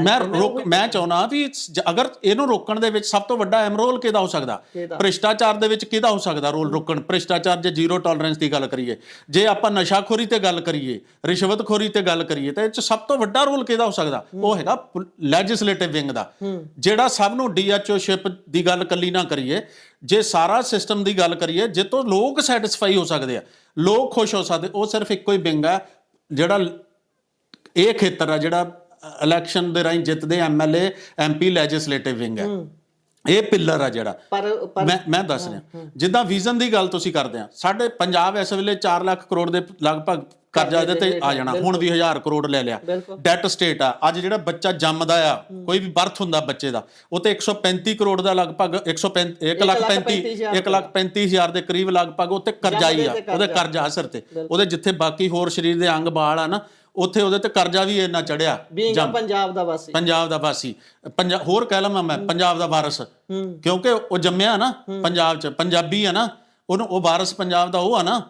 ਵਾਰਸ ਪੰਜਾਬ ਕੀ ਆ ਪਾਰਟੀ? ਪਰ ਇਹ ਤਾਂ ਕਹਿੰਦੇ ਨੇ, ਆਪਾਂ ਗੱਲ ਕਰੀਏ ਆਮ ਆਦਮੀ ਪਾਰਟੀ ਦੀ, ਉਹ ਭਗਵੰਤ ਮਾਨ ਹੋਣੀ ਕਹਿੰਦੇ ਵਾਰਸ ਤਾਂ ਅਸੀਂ ਆ, ਇਹ ਕੋਈ ਵਾਰਸ ਥੋੜੀ ਆ ਜਿਹੜੀ ਪਾਰਟੀ 'ਚ ਤੁਸੀਂ ਚੱਲ ਗਏ ਹੋ। ਉਹਨਾਂ ਨੇ ਲੈਜਿਸਲੇਟਿਵ ਅਸੈਂਬਲੀ ਦੇ ਅੰਦਰ ਖੜ ਕੇ ਗੱਲਾਂ ਕੀਤੀਆਂ। ਬਿਲਕੁਲ ਠੀਕ ਕਹਿੰਦੇ ਤੁਸੀਂ, ਬਿਲਕੁਲ ਠੀਕ ਨੇ। ਦੇਖੋ ਗੱਲ ਇਹ ਆ ਨਾ, ਕੋਈ ਚੀਜ਼ ਜਿਹੜੀ ਕਹਿਣੀ ਆ, ਮੈਂ ਕਹਿ ਦੇਣਾ ਤੁਹਾਡੇ 'ਚ ਲੱਗਣਾ ਵੀ ਤਾਂ ਚਾਹੀਦਾ ਨਾ, ਸਾਬਤ ਵੀ ਤਾਂ ਹੋਣਾ ਚਾਹੀਦਾ ਨਾ। ਕਹਿਣਾ ਕੀ ਹੈ, ਤੁਸੀਂ ਜੋ ਮਰਜ਼ੀ ਕਲੇਮ ਕਰੀ ਜਾਓ, ਤੁਹਾਨੂੰ ਪੂਰਾ ਰਾਈਟ ਆ, ਜੋ ਮਰਜ਼ੀ ਕਹਿ ਦੋ। ਰਾਤੀ ਕਹੋ ਪਤਾ ਨਹੀਂ ਕਿਹੜੇ ਭਗਵਾਨ ਆਏ ਮੇਰੇ ਸੁਪਨੇ 'ਚ, ਕਹਿ ਦੋ ਜੋ ਮਰਜ਼ੀ। ਉਹ ਲੋਕਾਂ ਨੂੰ ਵੀ ਤਾਂ ਲੱਗੇ ਨਾ ਵੀ ਕੋਈ ਇਦਾਂ ਦੀ ਗੱਲ ਹੋਈ ਆ, ਲੋਕਾਂ ਨੂੰ ਵੀ ਤਾਂ ਲੱਗੇ ਨਾ ਜ਼ੀਰੋ ਟੋਲਰੈਂਸ ਕਰਪਸ਼ਨ ਦੇ ਪ੍ਰਤੀ ਆ, ਜ਼ੀਰੋ ਟੋਲਰੈਂਸ ਇਹਨਾਂ ਦੀ ਫਲਾਣੀ, ਉਹ ਚੀਜ਼ਾਂ ਤੁਹਾਨੂੰ ਉਹਨਾਂ ਬੰਦੇ ਉਹੀ ਕਰਪਟ, ਉਹਨਾਂ ਨੂੰ ਹੀ ਕਰਪਟ ਗਰਦਾਨਦੇ ਆ ਤੁਸੀਂ, ਉਹਨਾਂ ਨੂੰ ਹੀ ਸਭ ਕੁਝ ਕਹਿੰਦੇ, ਉਹਨੂੰ ਕਲੀਨ ਚਿੱਟ ਵੀ ਤੁਸੀਂ ਦਵਾ ਦਿੰਦੇ। ਫਿਰ ਮਤਲਬ ਤੁਸੀਂ ਕਿਸੇ ਚੀਜ਼ ਵਿੱਚ ਵੀ, ਚਾਹੇ ਉਹ ਨਸ਼ਾਖੋਰੀ ਦੀ ਯੁੱਧ ਨਸ਼ਿਆਂ ਵਿਰੁੱਧ ਕਰਕੇ, ਤਾਂ ਪ੍ਰਹਾਰ ਸ਼ੁਰੂ ਕਰਤਾ। ਮੈਂ ਇੱਕ ਗੱਲ ਕਰਦਾ, ਇਹਨਾਂ ਚੀਜ਼ਾਂ ਨਾਲ ਕੀ ਹੁੰਦਾ? ਗੱਲ ਤੁਸੀਂ ਇਹ ਦੱਸੋ ਨਾ, ਆਪਾਂ ਜਦੋਂ ਇਹਨਾਂ ਦੀ ਕਥਨੀ ਤੇ ਕਰਨੀ 'ਚ ਫਰਕ ਦੇਖਦੇ ਆ, ਪ੍ਰੈਕਟੀਕਲ ਜਿਹੜੀ ਜੀਵਨ ਆ, actions speak louder then words. ਜਿਹੜਾ ਮੈਂ ਨਾ ਵੀ ਤੁਹਾਡੇ 'ਚ ਕੁਝ ਬੋਲਾਂ, ਜੇ ਮੈਂ ਕਰ ਰਿਹਾ ਉਹ ਤਾਂ ਦਿਸੂਗਾ ਹੀ ਨਾ। ਬਿਲਕੁਲ। ਮਤਲਬ ਜੇ ਇਹਨਾਂ ਦੇ ਐਕਸ਼ਨ ਕੀ ਆ, ਪ੍ਰੈਕਟੀਕਲੀ ਕੀ ਆ, ਜੇ ਲੋਕਾਂ 'ਚ ਇਹਨਾਂ ਦੇ ਪ੍ਰਤੀ ਸੈਟਿਸਫੈਕਸ਼ਨ ਹੋਵੇ, ਤਾਂ ਇਹਨਾਂ ਨੂੰ ਕੋਈ ਬਿਲਕੁਲ, ਜੇ ਪਹਿਲਾਂ ਇੱਕ ਸਿੰਪਲ ਸਾਦਾ ਜਿਹਾ ਬੰਦਾ ਲਿਆ ਕੇ ਇਲੈਕਸ਼ਨ ਲੜਾ ਸਕਦੇ, ਆਮ ਬੰਦਿਆਂ ਨੂੰ ਲੜਾ ਸਕਦੇ ਸੀ, ਅੱਜ ਕਿਸੇ ਬੰਦੇ ਨੂੰ ਟਿਕਟ ਕਿਉਂ ਨਹੀਂ ਆਮ ਨੂੰ ਦਿੱਤੀ ਜਾਂਦੀ? ਆਮ ਬੰਦੇ ਪਾਰਟੀਆਂ ਜੋ ਲਿਆਂਦੇ ਜਾਂਦੇ, ਦੂਜੇ ਪਾਰਟੀਆਂ ਚੋਂ ਲਿਆਉਂਦੇ ਆ। ਮੇਰਾ DHO ਸਾਹਿਬ ਇੱਥੇ ਸਵਾਲ ਇਹ ਸੀਗਾ ਵੀ ਤੁਸੀਂ ਗੱਲ ਕਰ ਰਹੇ ਹੋ ਕਿ ਇਹ ਇੱਕ ਤਰੀਕਾ ਹੈ ਜਿਹਦੇ ਨਾਲ ਅਸੀਂ ਵੱਡੇ ਬਦਲਾਅ ਕਰ ਸਕਦੇ ਹਾਂ। ਕੋਈ ਵੀ ਬੇਸ਼ੱਕ ਪੰਜਾਬ ਦੇ ਸਿਰੋਂ ਕਰਜ਼ਾ ਘਟਾਉਣਾ ਹੈ, ਬੇਸ਼ੱਕ ਆਪਾਂ ਮਾਈਗ੍ਰੇਸ਼ਨ ਰੋਕਣੀ ਹੈ, ਇੱਥੇ ਰੋਜ਼ਗਾਰ ਦੇਣਾ ਹੈ ਬੱਚਿਆਂ ਨੂੰ, ਠੀਕ ਹੈ, ਮੈਂ ਤੁਹਾਡੀ ਗੱਲ ਨਾਲ 100% ਸਹਿਮਤ ਹਾਂ ਕਿ ਇੱਕ ਰਾਸਤਾ ਹੈਗਾ। ਪਰ ਮੇਰਾ ਸਵਾਲ ਉਹਦੇ ਲਈ ਵਿੱਚ ਇੰਟਰਪਟ ਕਰਨਾ, ਆਪਾਂ ਨੂੰ ਕੇਜਰੀਵਾਲ ਸਾਹਿਬ ਦੀਆਂ ਵੀਡੀਓ ਤੁਹਾਡੇ ਵੀ ਸੋਸ਼ਲ ਮੀਡੀਆ ਤੇ, ਜਿੱਥੇ ਉਹਨਾਂ ਨੇ ਕਿਹਾ ਵੀ ਆਪਾਂ 20,000 ਜਿਹੜਾ ਸਾਲ ਦਾ ਕਰੋੜ ਬਚਾਵਾਂਗੇ ਰੇਤਾ ਤੋਂ। ਫਿਰ ਉਹਨਾਂ ਨੇ ਕਿਹਾ ਸੀ ਵੀ ਲਗਭਗ ਸਾਡਾ ਜਿਹੜਾ ਅਸੀਂ ਉਹਦੇ ਤੋਂ ਬਚਾਵਾਂਗੇ, ਕਰਪਸ਼ਨ ਤੋਂ, ਭ੍ਰਿਸ਼ਟਾਚਾਰ ਬੰਦ ਕਰਕੇ ਉਹਦੇ ਤੋਂ ਕਮਾਵਾਂਗੇ, ਤੇ ਉਹ ਸਾਰਾ ਕਰਕੇ ਇਹਨਾਂ ਨੇ ਕਿਹਾ ਸੀ ਵੀ ਇੰਨਾ 1 ਲੱਖ ਕੁਛ ਕਰੋੜ ਡੇਢ ਮਤਲਬ ਇਦਾਂ ਮੰਨ ਕੇ ਇੱਕ ਸਾਲ ਦਾ ਇੰਨਾ ਇੱਕ ਸਾਲ ਦਾ ਜਾਨੀ ਕੱਢਿਆ ਇਹਨਾਂ, ਉਹ ਵੀਡੀਓ ਆ ਸੋਸ਼ਲ ਮੀਡੀਆ ਤੇ। ਫਿਰ ਜੇ ਉਹਦੇ ਤੋਂ ਬਾਅਦ ਵੀ ਇਹਨਾਂ ਨੂੰ ਕਰਜ਼ਾ ਹੀ ਚੱਕਣਾ ਪੈ ਰਿਹਾ ਉਹਦੇ ਤੋਂ ਬਾਅਦ, ਕਿਉਂਕਿ ਜੇ ਇਹ ਆਪਣੀ ਗੱਲ ਤੇ ਪੂਰੇ ਖਰੇ ਉਤਰਦੇ ਤਾਂ ਲੋਕਾਂ ਨੇ ਤਾਂ ਇਹ ਸੋਚਿਆ ਵੀ ਇਦਾਂ ਹੀ ਕਰਨਗੇ, ਇਦਾਂ 20,000 ਮਾਈਨਿੰਗ ਚੋਂ ਕੱਢਣਗੇ ਸਾਲ ਦਾ 20,000 ਕਰੋੜ ਜੀ। ਤਾਂ ਜੇ ਉਹ ਨਿਕਲਿਆ ਉਹ ਰੈਵਨਿਊ 'ਚ ਫਿਰ ਵਾਧਾ ਹੋ ਜਾਣਾ ਸੀ, ਸਾਡੇ 'ਚ ਖਜ਼ਾਨਾ ਵੱਧ ਜਾਣਾ ਸੀ। ਉਸ ਰੈਵਨਿਊ ਤੋਂ ਅਸੀਂ ਵੱਡੀਆਂ ਇੰਸਟੀਟਿਊਸ਼ਨਸ ਖੋਲ ਲੈਂਦੇ ਜਿਹੜੀਆਂ ਅੱਜ ਸਾਡੇ ਕੋਈ ਵੀ ਸਿਵਲ ਸਰਵੈਂਟ, ਕੋਈ ਵੀ IAS IPS, 16 ਮੈਡੀਕਲ ਕਾਲਜ ਖੋਲਣੇ ਸੀ ਜਿਹੜੇ ਮੈਡੀਕਲ ਕਾਲਜ ਦਾ ਕਿੰਨੀ ਵਾਰੀ ਆ ਕੇ ਨਾਂ ਸੁਣੀ ਜਾਂਦੇ ਵੀ ਮੈਡੀਕਲ ਕਾਲਜ ਖੁੱਲ ਗਿਆ, ਕੈਂਸਰ ਹਸਪੀਟਲ ਖੁੱਲ ਗਿਆ, ਇਨਫਰਾਸਟ੍ਰਕਚਰ ਕੋਈ ਨਹੀਂ ਇੰਪਰੂਵ ਹੋ ਰਿਹਾ। ਉਹੀ ਚੀਜ਼ਾਂ ਨੂੰ ਕੂਚੀ ਕਾਚੀ ਮਾਰ ਕੇ ਤੁਸੀਂ ਵਧੀਆ ਮੁਹੱਲਾ ਕਲੀਨਿਕ। ਠੀਕ ਹੈ, ਬਿਲਕੁਲ ਤੁਹਾਡੀ ਗੱਲ। ਉਹ ਰੈਵਨਿਊ ਕਿੱਥੇ, ਉਹ ਸਾਹਮਣੇ ਤਾਂ ਆਉਂਦਾ ਨਾ, ਜੇ ਉਹ ਨਹੀਂ ਆਇਆ ਸਾਹਮਣੇ ਇਹਦਾ ਮਤਲਬ ਕਿੱਥੇ ਤੁਹਾਡੀ ਜੇਬ ਚਲ ਗਿਆ, ਦਿੱਲੀ ਚਲਾ ਗਿਆ। ਹਾਂ ਠੀਕ ਹੈ, ਬਿਲਕੁਲ। ਅੱਛਾ, ਮੇਰਾ ਸਵਾਲ ਇਸ ਤੋਂ ਅੱਗੇ ਇਹ ਸੀ ਵੀ ਠੀਕ ਹੈ ਤੁਸੀਂ ਆਮ ਆਦਮੀ ਪਾਰਟੀ ਦੀ ਗੱਲ ਕੀਤੀ ਹੈ ਕਿ ਉਹਨਾਂ ਨੇ ਆ ਚੀਜ਼ਾਂ ਕਹੀਆਂ ਨਹੀਂ ਹੋਈਆਂ। ਜਦੋਂ ਮੁੱਖ ਮੰਤਰੀ ਭਗਵੰਤ ਮਾਨ ਹੋਣਾ ਬਾਰੇ ਗੱਲ ਕਰਦੇ ਆ ਨਾ, ਬਹੁਤ ਸਾਰੇ ਲੋਕ ਇਹ ਗੱਲ ਕਰਦੇ ਨੇ ਕਿ ਉਹ ਕਠਪੁਤਲੀ ਬਣ ਚੁੱਕੇ ਨੇ, ਉਹਨਾਂ ਨੂੰ ਦਿੱਲੀ ਵਾਲੇ ਆਪਣੇ ਹਿਸਾਬ ਦੇ ਨਾਲ ਚਲਾ ਰਹੇ ਨੇ। ਮੇਰਾ ਸਵਾਲ ਇਸੇ ਗੱਲ ਦੇ ਨਾਲ ਤੁਹਾਡੀ ਗੱਲ ਨੂੰ ਜੋੜਦਿਆਂ ਹੋਇਆ ਹੈ ਕਿ ਤੁਸੀਂ ਕਹਿੰਦੇ ਹੋ ਕਿ ਆਪਾਂ ਇਦਾਂ ਤਬਦੀਲੀਆਂ ਕਰ ਸਕਦੇ ਹਾਂ, ਇਹਦੇ ਨਾਲ ਬਹੁਤ ਕੁਝ ਚੰਗਾ ਹੋ ਸਕਦਾ ਹੈ। ਉਹਦੇ ਲਈ ਪੂਰੀ ਟੀਮ ਚੰਗੀ ਹੋਣੀ ਜ਼ਰੂਰੀ ਹੈ। ਕਿਸੇ ਇੱਕ ਵਿਅਕਤੀ ਦੇ ਚੰਗੇ ਹੋਣ ਨਾਲ ਸਾਰੀਆਂ ਚੀਜ਼ਾਂ ਨਹੀਂ ਚੱਲ ਸਕਦੀਆਂ, ਕਿਉਂਕਿ ਜਦੋਂ ਉਸ ਚੇਅਰ ਤੇ ਇੱਕ ਵਿਅਕਤੀ ਬੈਠ ਜਾਂਦਾ ਉਹ ਇਕੱਲਾ ਰਨ ਨਹੀਂ ਕਰਦਾ ਪੂਰੀ ਸਟੇਟ ਨੂੰ, ਉਹਦੇ ਆਲੇ ਦੁਆਲੇ ਇੱਕ ਬਹੁਤ ਵੱਡਾ ਅਮਲਾ ਫੈਲਾ ਹੁੰਦਾ ਹੈ ਜਿਹੜਾ ਉਹਨੂੰ ਜਾਣਕਾਰੀ ਪ੍ਰਦਾਨ ਕਰਦਾ ਹੈ, ਕਿਉਂਕਿ ਉਹਦੇ ਦੁਆਲੇ ਤਾਂ ਘੇਰਾ ਹੈ ਨਾ ਇੱਕ, ਉਹ ਆਪ ਗਰਾਊਂਡ ਤੇ ਜਾ ਕੇ ਜਾਣਕਾਰੀ ਨਹੀਂ ਇਕੱਠੀ ਕਰ ਸਕਦਾ। ਮੰਨ ਲਓ ਅੱਜ 1 ਮਿੰਟ ਲਈ ਸਪੋਜ਼ ਕਰ ਲਈਏ ਵੀ ਤੁਸੀਂ ਮੁੱਖ ਮੰਤਰੀ ਬਣ ਜਾਂਦੇ ਹੋ ਪੰਜਾਬ ਦੇ, ਤੁਸੀਂ ਉਹ ਚੇਅਰ ਤੇ ਬੈਠ ਗਏ, ਤੁਹਾਡੇ ਆਲੇ ਦੁਆਲੇ ਇੱਕ ਘੇਰਾ ਹੋਊਗਾ, ਉਹਦੇ ਚ ਚਾਪਲੂਸ ਵੀ ਹੋਣਗੇ, ਉਹਦੇ ਚ ਅਫਸਰ ਵੀ ਹੋਣਗੇ, ਉਹਦੇ ਚ ਤੁਹਾਡੀ ਪਾਰਟੀ ਦੇ ਹੇਠਲੇ ਕੇਡਰ ਦੇ ਲੋਕ ਵੀ ਹੋਣਗੇ ਜਿਹੜੇ ਸਿਰਫ ਕਹਿਣਗੇ ਵੀ DHO ਸਾਹਿਬ ਕਮਾਲ ਹੋ ਗਈ, ਪੰਜਾਬ 'ਚ ਜਾ ਕੇ ਦੇਖੋ ਤੁਸੀਂ ਲਹਿਰਾਂ ਬਹਿਰਾਂ ਕਰ ਦਿੱਤੀਆਂ ਨੇ, ਬਹੁਤ ਚੰਗਾ ਸਿਸਟਮ ਚੱਲ ਰਿਹਾ ਹੈ। ਉਹ ਗੱਲ ਮੈਂ ਕਰ ਰਿਹਾ ਵੀ ਇੱਕ ਵਿਅਕਤੀ ਦੇ, ਚੰਗੇ ਵਿਅਕਤੀ ਦੇ ਚੇਅਰ ਤੇ ਬੈਠ ਜਾਣ ਨਾਲ ਕੁਝ ਨਹੀਂ ਹੁੰਦਾ, ਆਲੇ ਦੁਆਲੇ ਦਾ ਸਾਰਾ ਸਿਸਟਮ ਹੀ ਉਹੋ ਜਿਹਾ ਹੋਵੇ ਫੇਰ ਗੱਲ ਤੁਰਦੀ ਹੈ। ਇਹ ਫਿਰ ਕਿੱਦਾਂ ਹੋਊਗਾ? 117 ਲੋਕ ਇਹੋ ਜਿਹੇ ਚਾਹੀਦੇ ਨੇ ਜੇਕਰ ਏਦਾਂ ਬਦਲਾਅ ਕਰਨਾ। ਦੇਖੋ ਮੇਰੀ ਗੱਲ ਸੁਣੋ, 117 ਦੀ ਗੱਲ ਹੈ ਨਾ, ਸਰਕਾਰ ਬਣਦੀ ਆ ਜਿਹੜੀ ਉਹ ਤੋਂ ਮੋਰ ਦੈਨ 50%, ਜਿਹੜੇ 50% 69 ਨਾਲ ਬਣ ਜਾਂਦੇ, ਹਾਂਜੀ ਮਤਲਬ ਉਹ ਤੋਂ ਐਕਸੀਡ ਕਰ ਜੇ। ਅਸੀਂ ਕਹਿੰਦੇ ਉੱਥੇ ਵੀ 117 ਦੀ ਗੱਲ ਨਹੀਂ, ਜੇ ਕੋਈ ਫਿਰ ਬਿੱਲ ਪਾਸ ਕਰਨ ਲਾ ਉਹਦੀ ਗਿਣਤੀ ਇੱਕ ਅਲੱਗ ਹੈ, ਉਹ ਚਾਹੀਦੀ। ਅਸੀਂ ਕਹਿੰਦੇ ਆ ਵੀ ਜੇ ਆਪਾਂ ਇਹਨਾਂ ਸਵਾਲਾਂ ਨੂੰ ਲੈ ਕੇ, ਤੁਹਾਡੇ ਗੁਰਪ੍ਰੀਤ ਜੀ ਤੁਹਾਡੀ ਗੱਲ ਨੂੰ ਲੈ ਕੇ ਤੁਰੀਏ, ਫਿਰ ਤਾਂ ਆਪਾਂ ਇੰਡੀਵਿਜੂਅਲੀ ਵੀ ਬੰਦਾ ਬਿਲਕੁਲ ਨਿਰਾਸ਼ ਹੋ ਜਾਊਗਾ, ਡੀਮੋਟੀਵੇਟ ਹੋ ਜਾਊਗਾ, ਕਰਨਾ ਹੀ ਕੁਛ ਨਹੀਂ ਵੀ ਇਹ ਤਾਂ ਇੰਨੇ ਬੰਦੇ ਚਾਹੀਦੇ, ਐਂ ਕਰਾਂਗੇ। ਮੈਂ ਕਹਿੰਦਾ ਇੱਕ ਇੱਕ ਕਰਕੇ ਜਦੋਂ ਸੋਚ ਬਦਲੂਗੀ, ਆਪਾਂ ਵਿਚਾਰਧਾਰਕ ਤੌਰ ਤੇ ਦੇਖਦੇ ਨਾ ਵੀ ਸੋਚ ਕੇ ਹੀ ਚੱਲਦੇ ਨਾ। ਔਰ ਤੁਹਾਡੀਆਂ ਬਹੁਤ ਸਾਰੀਆਂ ਜਿਹੜੇ ਸਵਾਲ ਆ ਜਿਹੜੇ ਤੁਹਾਡੇ, ਇਹਨਾਂ ਦਾ ਜਵਾਬ ਸਿਰਫ ਸਮਾਂ ਹੀ ਦੇ ਸਕਦਾ। ਕਦੀ ਸਮਾਂ ਸੀ ਨਾ, ਹੁਣ ਦੇਖੋ ਕਾਂਗਰਸ ਨੇ ਰਾਜ ਤਾਂ ਬੜਾ ਲੰਬਾ 50 ਈਅਰਸ ਤੋਂ ਵੀ ਅਬਵ ਕਰ ਲਿਆ, 5 ਦਹਾਕਿਆਂ ਤੋਂ ਉੱਪਰ, ਤੇ ਮਹਾਰਾਜਾ ਰਣਜੀਤ ਸਿੰਘ ਜੀ ਦਾ ਰਾਜ ਸਿਰਫ 35 ਸਾਲ ਦਾ ਹੀ ਰਾਜ ਆ ਸਾਰਾ ਉਹਨਾਂ ਦਾ ਰਾਜ। ਉਹਦੇ ਚ ਆਪਾਂ ਦੇਖਦੇ ਵੀ ਸਾਡੀ ਕਰੰਸੀ ਜਿਹੜੀ ਉਦੋਂ ਮਹਾਰਾਜਾ ਰਣਜੀਤ ਸਿੰਘ ਜੀ ਦੀ ਕਰੰਸੀ ਸੀਗੀ ਉਹ ਕਿੱਥੇ ਸੀਗੀ, ਔਰ ਉਹ ਕਿੰਨੇ ਕੁ, ਜੇ ਤੁਸੀਂ ਇਹ ਗੱਲ ਕਰੋ ਇਹ ਚੀਜ਼ਾਂ ਉਹਨਾਂ ਨਾਲ ਵੀ ਤਾਂ ਘਟਦੀਆਂ ਹੋਣੀਆਂ ਨਾ, ਚਾਪਲੂਸ, ਉਹਦੇ ਦੁਆਲੇ ਘੇਰਾ, ਗਰਾਊਂਡ ਤੋਂ ਇਨਪੁਟ ਮਿਲਣੀ, ਇਹ ਸਾਰੀਆਂ ਚੀਜ਼ਾਂ ਉਹਨਾਂ ਨਾਲ ਵੀ ਹੋਣੀਆਂ ਨਾ।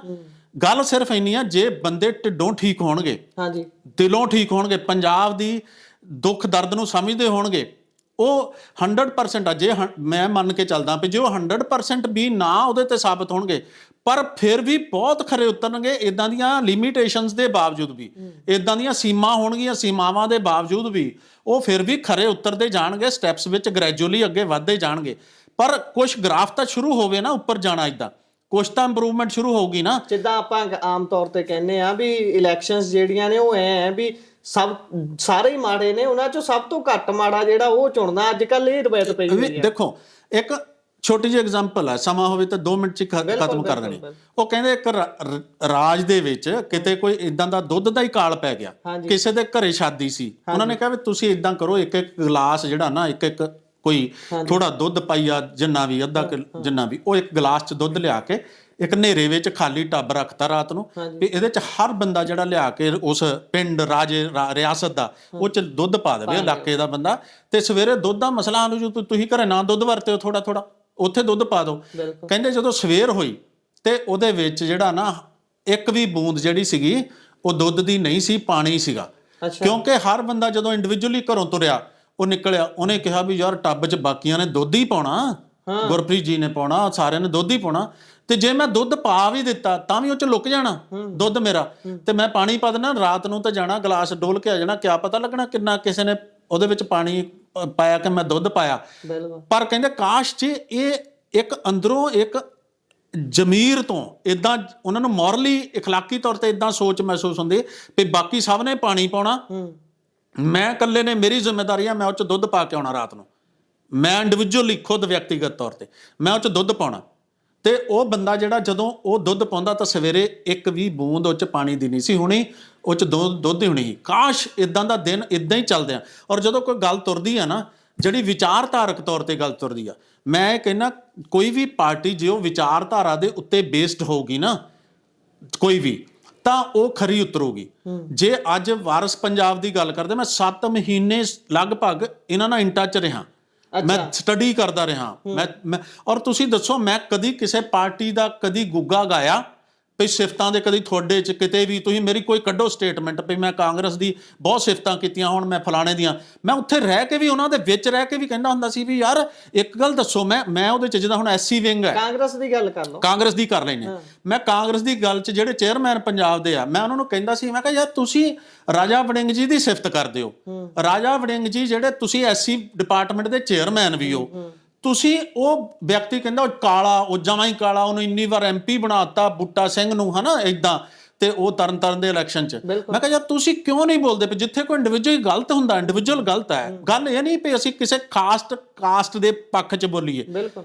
ਕਿਸੇ ਜੇ ਤੁਸੀਂ ਕਿਤੇ ਚੰਨੀ ਦੇ ਸਮੇਂ 'ਚ ਜੇ ਕੋਈ ਗੱਲ ਹੁੰਦੀ ਤਾਂ ਜੇ ਕੋਈ ਆਪਣੇ ਜਿਹੜੇ ਬੀਜੇਪੀ ਚਲ ਗਏ ਜਾਖੜ ਸਾਹਿਬ, ਉਹ ਉਦੋਂ ਕਾਂਗਰਸ 'ਚ ਹੁੰਦੇ ਆ, ਤੇ ਉਹ ਕਹਿੰਦੇ ਵੀ ਜੇ ਸੀਐਮ ਬਣਾਤਾ ਪੈਰ ਦੀ ਜੁੱਤੀ ਨੂੰ ਜੇ ਸਿਰ ਤੇ ਰੱਖੋਗੇ ਤਾਂ ਉਹ ਆ, ਮਤਲਬ ਇੱਕ ਖਾਸ ਵਰਗ ਨੂੰ ਤੁਸੀਂ ਇਹ ਕਹਿ ਰਹੇ ਹੋ। ਫਿਰ ਤੁਸੀਂ ਜਦੋਂ ਮੈਂ ਇਹ ਗੱਲਾਂ ਅੰਦਰ ਕੀਤੀਆਂ, ਅੰਦਰ ਵੀ ਜੇ ਇੱਕ ਬੰਦਾ ਜਿਹੜਾ ਪ੍ਰਤਾਪ ਸਿੰਘ ਬਾਜਵੇ ਹੋਣੀ ਇਹ ਕਹਿਣ ਵੀ ਜੇ ਤੁਸੀਂ ਚੰਨੀ ਸਾਹਿਬ ਦੇ ਰਿਗਾਰਡਿੰਗ ਜਦੋਂ 2 ਮਹੀਨੇ ਲਈ ਸੀਐਮ ਬਣਾਤਾ, ਵੀ ਤੁਸੀਂ ਜੇ ਨੁਕਰਾ ਘੋੜਾ ਜਿਹੜਾ ਉਹਨਾਂ ਨੂੰ ਦੇਸੀ, ਉਹਨਾਂ ਦੇ ਵਿੱਚ ਜੇ ਦੇਸੀ ਟੱਟੂ ਨੂੰ ਦੜਾਉਂਗੇ ਉਹਨਾਂ ਨਾਲ, ਤੇ ਉਹ ਦੇਸੀ ਟੱਟੂ ਜਿਹੜਾ ਹੈ ਉਹ ਥੋੜਾ ਉਹਦੇ ਨਾਲ ਦੌੜ ਸਕਦਾ। ਮਤਲਬ ਤੁਸੀਂ ਇੱਕ ਉਦਾਂ ਕਹਿ ਰਹੇ ਹੋ।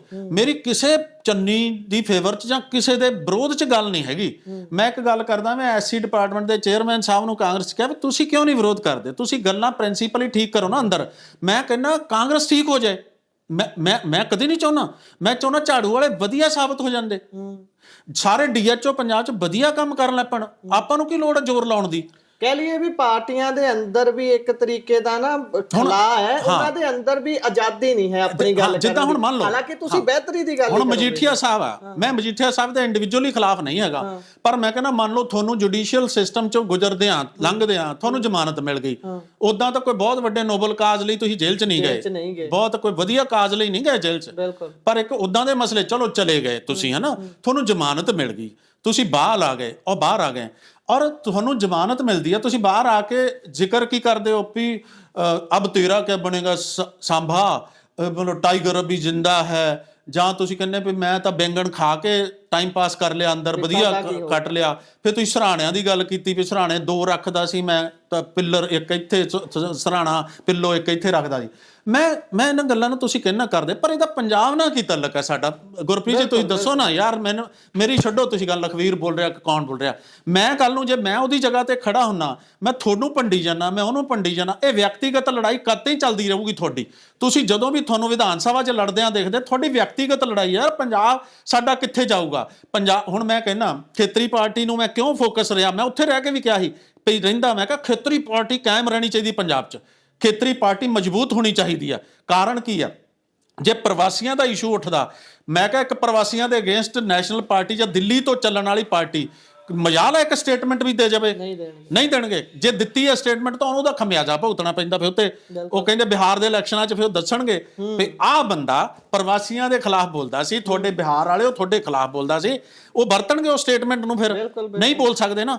ਇਸ ਕਰਕੇ ਮੈਂ ਕਹਿੰਦਾ ਇਹ ਉਹਨਾਂ ਦੀ ਲਿਮਿਟੇਸ਼ਨ ਆ, ਇਹ ਉਹਨਾਂ ਦੀ ਇੱਕ ਸੀਮਾ ਬਣ ਗਈ, ਉਹਨਾਂ ਦੀ ਮਜਬੂਰੀ ਬਣ ਗਈ। ਵਿਅਕਤੀਗਤ ਲੜਾਈ ਵਾਲੀ ਗੱਲ ਬੜੀ ਤੁਸੀਂ ਚੰਗੀ ਕੀਤੀ ਹੈ। ਅਸੀਂ ਵੀ ਦਰਸ਼ਕਾਂ ਨੂੰ ਦੱਸ ਦਈਏ ਕਿ ਜਦੋਂ ਤੁਸੀਂ ਤਾੜੀਆਂ ਮਾਰਦੇ ਹੋ, ਖੁਸ਼ ਹੁੰਦੇ ਹੋ, ਤੁਸੀਂ ਨਾਭਾ ਜੇਲ੍ਹ ਦੇ ਬਾਹਰ ਢੋਲ ਵੱਜਦੇ ਦੇਖਦੇ ਹੋ, ਪਹਿਲੇ ਨੰਬਰ ਤੇ ਤਾਂ ਦਿਲ 'ਚ ਖਿਆਲ ਆਉਂਦਾ ਵੀ ਸ਼ਾਇਦ ਬਹੁਤ, ਜਿੱਦਾਂ ਦੱਸਿਆ DHO ਸਾਹਿਬ ਨੇ, ਵੀ ਕੋਈ ਨੋਬਲ ਕਾਜ਼ ਦੇ ਲਈ ਤੁਸੀਂ ਜੇਲ੍ਹ ਤੋਂ ਬਾਹਰ ਆ ਰਹੇ ਹੋ, ਜਾਂ ਫਿਰ ਮਜੀਠੀਆ ਸਾਹਿਬ ਨੇ ਜੇਲ੍ਹ ਦੇ ਅੰਦਰ ਬੈਠਿਆਂ ਪੰਜਾਬ ਦੇ ਲਈ ਕੋਈ ਬਹੁਤ ਚੰਗੀ ਵਿਉਂਤ ਘੜ ਲਈ ਹੈ, ਜਿਹਨੂੰ ਬਾਹਰ ਆਉਂਦਿਆਂ ਉਹਨਾਂ ਨੇ ਲਾਗੂ ਕਰਕੇ ਪੰਜਾਬ ਦੀ ਨੁਹਾਰ ਬਦਲ ਦੇਣੀ ਹੈ, ਜਾਂ ਫਿਰ ਮਜੀਠੀਆ ਸਾਹਿਬ ਦੇ ਕੋਲ ਬਹੁਤ ਚੰਗੇ ਕਹਿ ਲਈਏ ਵੀ ਤਰੀਕੇ ਨੇ ਵੀ ਆਪਾਂ ਕਿੱਦਾਂ ਇਸ ਪੰਜਾਬ ਨੂੰ ਸੰਕਟ ਚੋਂ ਕੱਢਣਾ। ਗੱਲ ਤਾਂ ਉੱਥੇ ਦੀ ਉੱਥੇ ਹੈ, ਪਨਿਆਲਾ ਉੱਥੇ ਦੀ ਉੱਥੇ ਖੜਾ ਹੈ। ਜੇਕਰ ਉਹਨਾਂ ਨੇ ਤੁਹਾਡੇ ਨਾਲ ਮਾੜੀ ਕੀਤੀ, ਤੁਸੀਂ ਬਾਹਰ ਆ ਕੇ ਕਹਿੰਦੇ ਹੋ ਕਿ ਅਸੀਂ ਤੁਹਾਡੇ ਨਾਲ ਇਸ ਤੋਂ ਵੀ ਮਾੜੀ ਕਰਾਂਗੇ, ਕਹਿਣ ਦਾ ਭਾਵ ਕਿ ਤੁਸੀਂ ਵੀ ਮੈਰਿਟ ਤੇ ਕੰਮ ਨਹੀਂ ਕਰਨਾ, ਤੁਸੀਂ ਵੀ ਉਹੀ ਕੁਝ ਕਰਨਾ ਹੈ ਜਿਹੜੇ ਪਹਿਲੇ ਕਰਦੇ ਰਹੇ ਨੇ। ਖੈਰ ਅੱਗੇ ਵਧੀਏ, ਮੈਂ ਆਖਰੀ ਇੱਕ ਮੈਂ ਐਗਜ਼ਾਮਪਲ ਜ਼ਰੂਰ ਸ਼ੇਅਰ ਕਰਾਂ ਛੋਟੀ ਜਿਹੀ। ਬਿਲਕੁਲ। ਇੱਕ ਨਾ ਮੈਨੂੰ ਪਤਾ ਇਤਿਹਾਸ ਵਿੱਚ ਅਬਰਾਹਮ ਲਿੰਕਨ ਜਿਹੜੇ ਸੀਗੇ, ਉਹ ਜਦੋਂ ਕਹਿੰਦੇ ਰਾਸ਼ਟਰਪਤੀ ਬਣੇ USA ਦੇ, ਉਹਨਾਂ ਨੇ ਜਿਹੜਾ ਆਪੋਨੈਂਟ ਆਪਣਾ ਸੀਗਾ, ਜਿਹੜਾ ਉਹ ਪ੍ਰੈਜ਼ੀਡੈਂਟ ਆ, ਜਿਹੜਾ ਨੈਕਸਟ ਕੋਈ ਬਹੁਤ ਅਹਿਮ ਪੋਸਟ ਸੀਗੀ, ਬੜੀ ਅੱਛੀ ਇੰਪੋਰਟੈਂਟ ਪੋਸਟ, ਉਹਦੇ ਲਈ ਉਹਨਾਂ ਨੇ ਨਾਮ ਪ੍ਰਪੋਜ਼ ਕਰਨਾ ਸੀ। ਉਹਨਾਂ ਨੇ ਉਹਦਾ ਪ੍ਰਪੋਜ਼ ਕੀਤਾ ਜਿਹਨੇ ਉਹਦੇ ਖਿਲਾਫ ਇਲੈਕਸ਼ਨ ਲੜਿਆ ਸੀ। ਠੀਕ ਹੈ। ਜਦੋਂ ਲੜਿਆ, ਉਹਦੇ ਸਾਥੀ ਜਿਹੜੇ ਤੁਸੀਂ ਕਹਿੰਦੇ ਨਾਲ ਹੁੰਦੇ ਸੀ ਐਮ ਦੇ ਆਲੇ ਦੁਆਲੇ, ਫਿਰ ਮਤਲਬ ਐਥੀਕਲੀ ਮੋਰਲੀ ਕਿੰਨੇ ਬੰਦੇ ਉੱਪਰ ਹੁੰਦੇ, ਉਹ ਉਦਾਂ ਹੀ ਥੋੜਾ ਪੰਜਾਬ ਪਾਵਰ ਬਣ ਗਏ ਆ। ਕੋਈ ਤਾਂ ਗੱਲ ਹੈਗੀ ਆ ਨਾ, ਵਿਕਾਸ ਕੱਲਾ ਇਹ ਨਹੀਂ ਹੁੰਦਾ, ਤੁਹਾਡਾ ਮੈਂਟਲ ਵੀ ਤਾਂ ਡਿਵੈਲਪਮੈਂਟ ਹੋਣੀ ਚਾਹੀਦੀ ਆ। ਫਿਰ ਉਹ ਜਦੋਂ ਦੀ ਭੀੜ ਨਾਲੋਂ ਤੁਹਾਡੇ 'ਚ ਕੁਝ ਡਿਫਰੈਂਟ ਹੋਵੇ, ਉਹ ਜਦੋਂ ਕੱਲਾ ਸਾਬਤ ਹੋਇਆ, ਉਹਨੇ ਉਹਦਾ ਨਾਂ ਲਿਆ, ਉਹਦੇ ਸਾਥੀਆਂ ਨੇ ਕਿਹਾ, ਜਿੱਦਾਂ ਅੱਜ ਵੀ ਨਾਲ ਦੇ ਕੁਲੀਗ MLA ਕਹਿਣ ਲੱਪਣ, ਤੂੰ ਆ ਕਿਉਂ ਕਿਹਾ, ਤੁਸੀਂ ਆ ਕਿਉਂ ਕਿਹਾ, ਤੁਸੀਂ ਉਹਦਾ ਨਾਮ ਪ੍ਰਪੋਜ਼ ਕਰਤਾ ਜਿਹੜੇ ਤੁਹਾਡੇ ਖਿਲਾਫ ਇਲੈਕਸ਼ਨ ਲੜਿਆ। ਉਹ ਕਹਿੰਦਾ ਗੱਲ ਇਹ ਨਹੀਂ ਹੈਗੀ, ਇਲੈਕਸ਼ਨ ਉਹ ਮੇਰੇ ਖਿਲਾਫ ਲੜਿਆ, ਪਰ ਮੇਰੇ ਅਮਰੀਕਾ ਦੇ ਵਾਸਤੇ, ਇਸ ਕੰਟਰੀ ਵਾਸਤੇ, ਜੇ ਕੋਈ ਮੇਰੇ ਤੋਂ ਬਾਅਦ ਜੇ ਕੋਈ ਬੰਦਾ ਇਹਦੀ ਬਿਹਤਰੀ ਕਰ ਸਕਦਾ ਜਾਂ ਬਿਹਤਰ ਸੋਚ ਰੱਖ ਸਕਦਾ, ਤਾਂ ਮੇਰੇ ਤੋਂ ਬਾਅਦ ਉਹ ਬੰਦਾ ਆ ਜਿਹੜਾ ਇਹਦੇ ਵਾਸਤੇ। ਮੈਂ ਕਹਿੰਦਾ ਉਹ ਸਾਡਾ ਕਿੱਥੇ ਜਾਊਗੀ ਉਹ ਗੱਲਾਂ।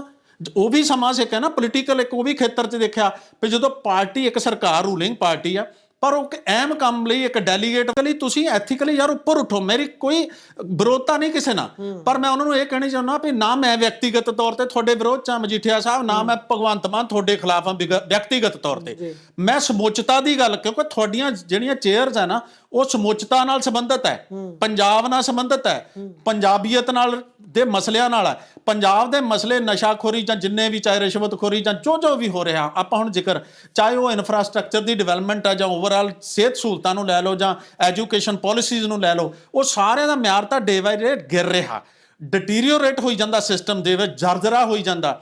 ਤੇ ਫਿਰ ਤੁਹਾਡੀ ਜਵਾਬਦੇਹੀ ਵੀ ਤਾਂ ਬਣਦੀ ਆ ਨਾ।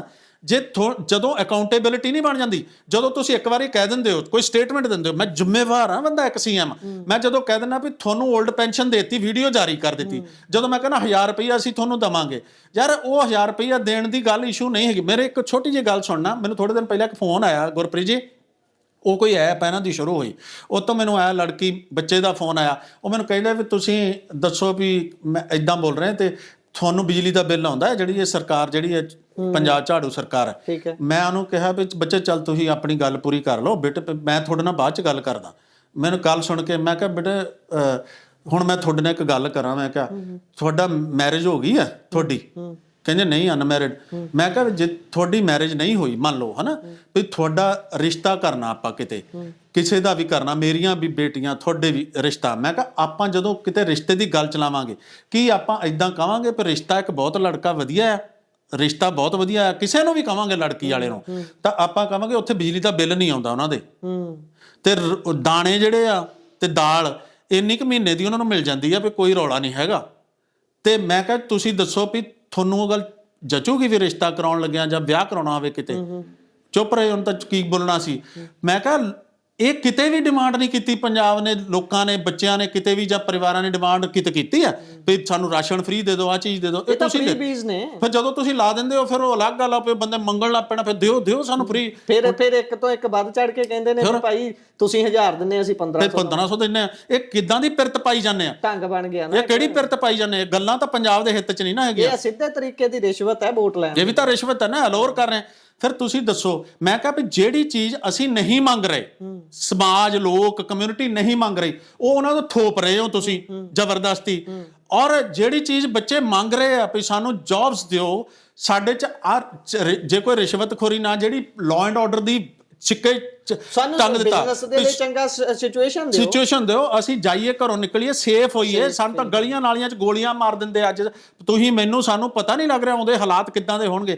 ਅਸੀਂ ਇਹ ਕਹਿ ਰਹੇ ਹਾਂ, ਉਹਨਾਂ ਦੇ ਸਿਰ ਦੇ ਤੁਸੀਂ ਡਾਂਗ ਜਦੋਂ ਭਰਤੀ ਲਾਈਨਾਂ 'ਚ ਲੱਗ ਕੇ ਮੰਗਦੇ ਆ, ਜਦੋਂ ਜੌਬਸ ਬੱਚੇ ਮੰਗਦੇ ਜਾਂ ਹੋਰ ਐਡਮਿਸ਼ਨਾਂ ਲਈ ਰੌਲਾ ਪਾਉਂਦੇ ਵੀ ਫੀਸਾਂ ਮੈਡੀਕਲ ਜਿਹੜੀ ਚੀਜ਼ ਮੰਗਦੇ ਨਹੀਂ ਉਹ ਤੁਸੀਂ ਧੱਕੇ ਨਾਲ ਦਿੰਦੇ ਹੋ, ਜਿਹੜੀ ਮੰਗਣ ਆਉਂਦੇ ਨੇ ਉੱਤੇ ਡਾਂਗ ਪਾ ਦਿੰਦੇ ਹੋ। ਉੱਤੇ ਡਾਂਗ ਜਿਹੜੀ ਚਾਹੁੰਦੇ ਆ, ਕਿਹਨੇ ਚਾਹਿਆ ਸੀ ਸਾਨੂੰ ਰੋਟੀ ਫਰੀ ਰਾਸ਼ਨ ਦਵੋ? ਇਹ ਤਾਂ ਤੁਸੀਂ ਪਿਰਤ ਪਾਈ ਆ, ਪਿਰਤ ਮਾੜੀ ਹੁੰਦੀ ਆ। ਬੰਦਾ ਕਹਿੰਦਾ ਨਾ ਮੇਰੇ ਖੇਤ 'ਚੋਂ ਉਹ ਲੰਘ ਗਿਆ ਸ਼ਹਾ ਤੇ ਉਹ ਇਦਾਂ ਬਹਿ ਗਿਆ ਸਿਰ ਧਰ ਕੇ, ਉਹ ਬੰਦਾ ਕਹਿੰਦਾ ਜੀ ਕੀ ਗੱਲ ਹੋ ਗਈ ਤਾਂ ਇਦਾਂ ਕਿਉਂ ਸਿਰ ਫੜਿਆ ਹੋਇਆ? ਉਹ ਕਹਿੰਦਾ ਵੀ ਸ਼ਹਾ ਲੰਘਿਆ ਮੇਰੇ ਕਣਕ 'ਚੋਂ। ਉਹ ਕਹਿੰਦਾ ਜੀ ਸ਼ਹਾ ਹੀ ਲੰਘਿਆ, ਇਹ 'ਚ ਕਿਹੜੀ ਗੱਲ, ਤੁਸੀਂ ਕਾਹਤੋਂ ਇਦਾਂ ਸਿਰ ਸੁੱਟਤਾ? ਉਹ ਕਹਿੰਦਾ ਗੱਲ ਕਾਕਾ ਸ਼ਹੇ ਦੀ ਥੋੜੋ ਹੈਗੀ ਆ, ਅੱਜ ਸ਼ਹਾ ਲੰਘਿਆ ਕੱਲ ਨੂੰ ਬਿੱਲੀ ਲੰਘੂ, ਪਰਸੋਂ ਕੁੱਤਾ ਲੰਘੂ, ਇੱਥੇ ਪੈਸਾ ਪੈ ਜਾਣਾ। ਗੱਲ ਸ਼ਹੇ ਦੀ ਥੋੜੋ ਪੈਸਾ ਪੈ ਜਾਣਾ। ਇਹ ਪੈਸਾ ਜਿਹੜੀ ਆ, ਪਿਰਤ ਜਿਹੜੀ ਆ, ਇਹ ਗੰਦੀ ਪਿਰਤ ਪੈ ਰਹੀ ਕਿਸੇ ਪੋਲੀਟੀਕਲ ਪਾਰਟੀ ਨੂੰ ਚਾਹੀਦੀ। ਮੈਂ ਕਿਸੇ ਪੋਲੀਟੀਕਲ ਪਾਰਟੀ ਦੇ ਪਾਰਟੀਕੁਲਰ ਅਗੇਂਸਟ ਨਹੀਂ, ਮੈਂ ਕਹਿੰਦਾ ਕਾਸ਼ ਇਦਾਂ ਦਾ ਸਿਸਟਮ ਹਰ ਪੋਲੀਟੀਕਲ ਪਾਰਟੀ ਮੈਰਿਟ ਦੇ ਵਿੱਚ ਕੰਮ ਕਰਨ 'ਚ ਸਭ ਤੋਂ ਅੱਗੇ ਹੋਵੇ। ਠੀਕ ਹੈ, ਹੁਣ ਮੇਰਾ ਆਖਰੀ ਸਵਾਲ ਹੈ, ਤੁਸੀਂ ਹੁਣ ਇਹ ਵਾਰਿਸ ਪੰਜਾਬ ਦੇ ਪਾਰਟੀ ਦੇ ਵਿੱਚ ਗਏ ਹੋ, ਇਹਨਾਂ ਦੀ ਆਈਡੀਓਲੋਜੀ ਕੀ ਹੈ ਜਿਹੜੀ ਤੁਸੀਂ ਸਮਝ ਪਾਏ ਹੋ, ਤੇ ਤੁਹਾਡਾ ਵਿਜ਼ਨ ਕੀ ਹੈ ਇਸ ਪਾਰਟੀ ਦੇ ਨਾਲ, ਕਿੰਨਾ ਚਿਰ ਹੋਰ ਰਹਿਣਾ ਹੈ ਤੁਸੀਂ? ਸਭ ਤੋਂ ਪਹਿਲਾਂ ਇਸ ਗੱਲ ਦਾ ਜਵਾਬ ਦਿਓ ਕਿ ਕਿੰਨੇ ਦਿਨ ਇਸ ਪਾਰਟੀ 'ਚ ਟਿਕਣਾ ਹੈ? ਦੇਖੋ ਗੱਲ ਇਹ ਆ ਵੀ ਕਿਸੇ ਸਵਾਲ ਦਾ ਵੀ ਜਿਹੜਾ ਜਵਾਬ ਆ ਨਾ, ਮੈਂ ਅੱਜ ਦੇ ਵੀ ਦੇਵਾਂ ਜਾਂ ਮੇਰੀ ਜਗ੍ਹਾ ਕਿਸੇ ਹੋਰ ਨੂੰ ਵੀ ਇੱਥੇ ਚੇਅਰ ਤੇ ਬਿਠਾਉਂਗੇ ਨਾ, ਉਹ ਵੀ ਦਊਗਾ, ਤੇ ਉਹ ਮੈਂ ਕਹਿ ਦਿੰਦਾ ਅੱਜ ਵੀ ਮੈਂ ਤਾਂ ਇੱਥੇ ਸਾਰੀ ਉਮਰ ਇੱਥੇ ਰਹੂੰਗਾ, ਜਾਂ ਮੈਂ ਕਹਿੰਦਾ ਮੈਂ ਤਾਂ ਮਹੀਨਾ ਕੱਟੂੰਗਾ 2 ਮਹੀਨੇ, ਉਹ ਕੋਈ ਉਹਦੀ ਇਮੈਟੀਰੀਅਲ ਨਹੀਂ ਹੈ, ਕੀ ਵੈਲਿਡਿਟੀ ਆ? ਲੋਕਾਂ ਨੇ ਬੋਲੇ ਆ ਨਾ, ਮੂੰਹੋਂ ਸਟੇਟਮੈਂਟਾਂ ਦਿੱਤੀਆਂ, ਇਹਦਾ ਸਵਾਲ ਦਾ ਉੱਤਰ ਸਮਾਂ ਹੀ ਦੇ ਸਕਦਾ।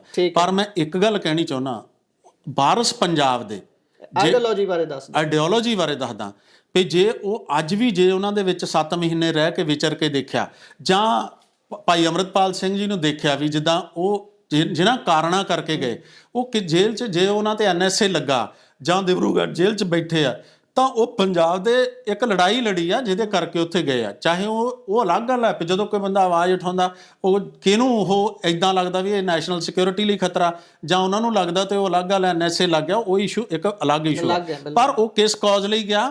ਉਹ ਨਿੱਜੀ ਵਿਅਕਤੀਗਤ ਇਸ਼ੂ ਲਈ ਗਿਆ ਜੇਲ੍ਹ 'ਚ, ਇਹ ਵਿਚਾਰਨ ਵਾਲੀ ਗੱਲ ਹੈ। ਫਿਰ ਜੇ ਉਹਨਾਂ ਨੇ ਨਸ਼ਿਆਂ ਤੇ ਕੋਈ ਕੰਮ ਕੀਤਾ ਪ੍ਰੈਕਟੀਕਲੀ, ਕਿਉਂਕਿ ਸਭ ਤੋਂ ਵੱਡੀ ਜਿਹੜੀ ਸਮੱਸਿਆ ਅੱਜ ਜਿਹੜੀ ਆ ਨਾ, ਸਭ ਤੋਂ ਵੱਡੀ ਸਮੱਸਿਆ ਉਹ ਨਸ਼ਿਆਂ ਦੀ ਆ। ਨਸ਼ਿਆਂ ਨਸ਼ਿਆਂ ਦੇ ਕਰਕੇ ਹੀ ਜਿਹੜਾ ਰੋਜ਼ ਕ੍ਰਾਈਮ ਵੱਧ ਰਿਹਾ, ਨਸ਼ਿਆਂ ਦੇ ਕਰਕੇ ਹੀ ਚੋਰੀਆਂ ਵੱਧ ਰਹੀਆਂ, ਜਿਹੜੀ ਅਨਰੈਸਟ ਇੰਨੀ ਵੱਧ ਰਹੀ ਉਹ ਵੀ ਨਸ਼ਿਆਂ ਕਰਕੇ ਆ।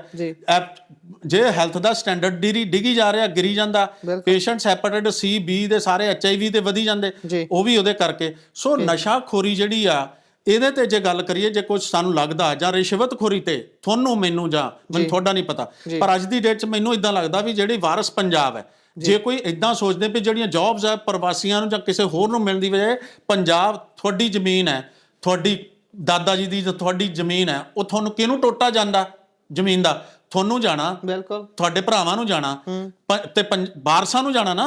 ਤੇ ਪੰਜਾਬ ਦੇ ਜਿਹੜੇ ਵਾਰਸ ਆ, ਕੋਈ ਵਾਰਸ ਉਹਨਾਂ ਦੀ ਗੱਲ ਨਹੀਂ ਮੈਂ ਕਰਦਾ, ਵਾਰਸ ਤਾਂ ਜਾਈ ਜਾਂਦੇ ਵਿਦੇਸ਼ ਨੂੰ ਜੀ, ਫਿਰ ਵਾਰਸ ਤਾਂ ਜਾ ਰਹੇ। ਜਿਹੜਾ ਵਾਰਸ ਹੈ ਪੰਜਾਬ ਦਾ, ਉਹਨੂੰ ਇੱਥੇ ਸਿਕਿਉਰ ਲੱਗੇ, ਕੌਣ ਜਾਵੇ ਯਾਰ? ਕੋਈ ਪੇਰੈਂਟਸ ਤਾਂ ਇਕੱਲੇ ਰਹਿ ਗਏ ਆ। ਕੱਲ ਇੱਕ ਬੱਚਾ ਤੋਰਿਆ, ਪੇਰੈਂਟਸ ਕੈਨੇਡਾ ਗਿਆ, ਰੋ ਰਹੇ ਸੀ ਮੇਰੇ ਸਾਹਮਣੇ। ਕੌਣ ਚਾਹੁੰਦੇ ਪੇਰੈਂਟਸ ਵੀ ਉਹਨਾਂ ਦਾ ਬੱਚਾ ਬਾਹਰ ਜਾਵੇ? ਉਹਨਾਂ ਦੇ ਕੋਲ ਪਾਣੀ ਪਿਲਾਉਣ ਨੂੰ ਕੋਈ ਨਹੀਂ ਹੁੰਦਾ ਗੁਆਂਢ 'ਚ।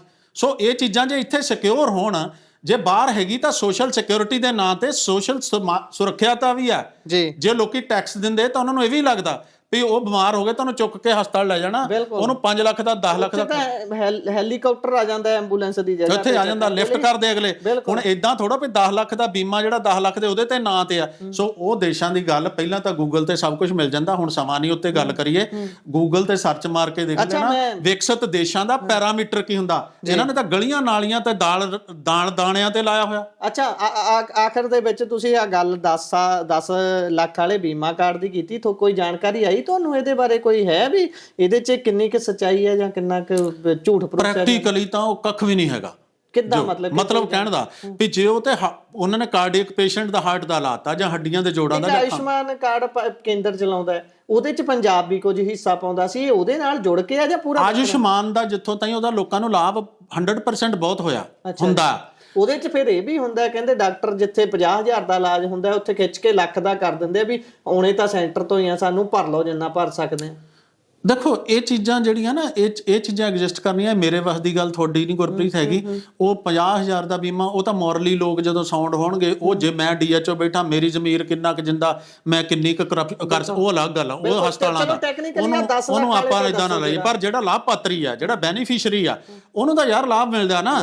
ਕੱਲ ਇੱਕ ਬੰਦਾ ਗਿਆ ਵਿਚਾਰਾ, ਉਹਦੇ ਗੋਡੇ ਸੀ ਵਾਈਫ ਦੇ ਦੋਨੇ ਬਦਲਾਉਣੇ, ਮੈਂ PGI ਕਹਿੰਦਾ ਗਿਆ, ਉਹਦੇ ਕੋਲ ਆਯੁਸ਼ਮਾਨ ਕਾਰਡ ਹੈ, ਉਹ ਮੈਨੂੰ ਕਹਿੰਦਾ ਮੇਰੇ 15 ਰੁਪਏ ਲੱਗੇ ਸੀ ਪਤਾ ਨਹੀਂ ਕਾਹਦੇ ਤੇ, ਉਹ ਵੀ ਉਦਾਂ ਲੱਗ ਗਏ ਹੋਣੇ ਅਣਜਾਣੇ ਅਣਜਾਣੇ ਚ, ਪਰ ਕਹਿੰਦਾ ਜੀ ਗੋਡੇ ਬਦਲ ਹੋ ਗਏ ਆ, ਕੋਈ ਪੈਸਾ ਨਹੀਂ ਲੱਗਾ। 5 ਲੱਖ ਤੱਕ ਦਾ ਉਹਦਾ ਖਰਚਾ ਜਿਹੜਾ 5 ਲੱਖ ਤੱਕ ਦਾ ਨਾ, ਉਹਦੇ ਚ ਇਹ ਆ ਵੀ 5 ਲੱਖ ਤੱਕ ਦਾ ਕੋਈ ਖਰਚਾ ਤੁਹਾਡਾ ਉਹ ਕਵਰ ਕਰੂਗਾ, ਤੁਹਾਡਾ ਉਹ ਤੋਂ ਐਕਸੀਡ ਨਾ ਹੋਵੇ, ਇਹ ਹੁੰਦਾ। ਹੁਣ ਇਹ ਮੈਂ ਇਹੀ ਪੁੱਛਣਾ ਚਾਹੁੰਦਾ ਸੀ, ਜਿਹੜਾ 10 ਲੱਖ ਹੁਣ ਪੰਜਾਬ ਦੀ ਸਰਕਾਰ ਕਹਿ ਰਹੀ ਹੈ, ਇਹਦੇ ਚ ਕੋਈ ਲਾਭ ਹੈ ਲੋਕਾਂ ਦਾ, ਜਾਂ ਫਿਰ ਇਹ ਚ ਲੁੱਟ ਹੀ ਹੋਣੀ ਹੈ? ਇਹ ਨਾ ਹੋਵੇ ਕੋਈ ਡਾਕਟਰ ਚਲੇ ਜਾਵੇ ਕਾਰਡ ਲੈ ਕੇ ਵੀ ਭਾਈ ਇਲਾਜ ਕਰੋ, ਮੁੜ ਕੇ ਪੱਲਿਓਂ ਦੇਣੇ ਪੈਣ। ਜੋ ਉਹਨੂੰ ਜਿੱਥੋਂ ਤੇ ਰੈਸ਼ਨਲੀ ਦੇਖਿਆ ਨਾ, ਉਹਦੇ ਚ ਜਦੋਂ ਬੰਦੇ ਨੇ ਚਲ ਜਾਣਾ, ਉਹ ਪਹਿਲਾਂ ਉਹਨੂੰ ਸਟੱਡੀ ਕਰ ਲੇ, ਬੰਦਾ ਥੋੜਾ ਜਿਹਾ ਦੇਖ ਲਵੇ ਫੇਰ ਜਾਵੇ।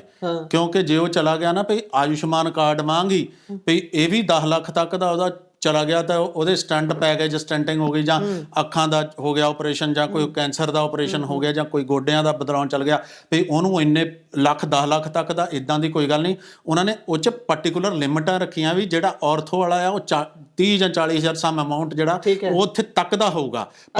ਪਰ ਉਹਦੇ 'ਚ ਵੀ ਇੰਨੀਆਂ ਕੰਡੀਸ਼ਨ, ਇੰਨੀਆਂ ਸ਼ਰਤਾਂ ਆ ਵੀ ਉਹਦੇ 'ਚ ਉਹਨੇ ਫਾਲ ਕਰਨਾ ਕਿ ਨਹੀਂ ਕਰਨਾ, ਜਾਂ ਉਹ 30,000 ਦੇ ਵਿੱਚੋਂ ਉਹਨੂੰ ਕਿੰਨਾ ਮਿਲਣਾ, ਜਿਹੜੀ ਛੋਟੀ ਛੋਟੀ ਉਹਦੇ 'ਚ ਬਣਾਈਆਂ ਕਲੌਜ਼ਸ। ਕਿਤੇ ਐ ਤਾਂ ਨਹੀਂ ਵੀ ਜਿੱਦਾਂ ਅਲੱਗ-ਅਲੱਗ ਵਿਭਾਗ ਹੁੰਦੇ ਆ, ਉਹ ਨਾ ਸਾਰਿਆਂ ਨੂੰ ਮਿਲਾ ਕੇ 10 ਲੱਖ ਬਣਦਾ? ਆਬਵੀਅਸਲੀ ਸਾਰਿਆਂ ਨੂੰ ਉਹ 'ਚ ਤੁਹਾਨੂੰ ਦੱਸਦਾ ਰਿਹਾ ਵੀ ਇੱਕ ਸੈਗਮੈਂਟ ਬਣਾਤਾ, ਇੱਕ ਹਿੱਸਾ ਬਣਾ ਲਿਆ।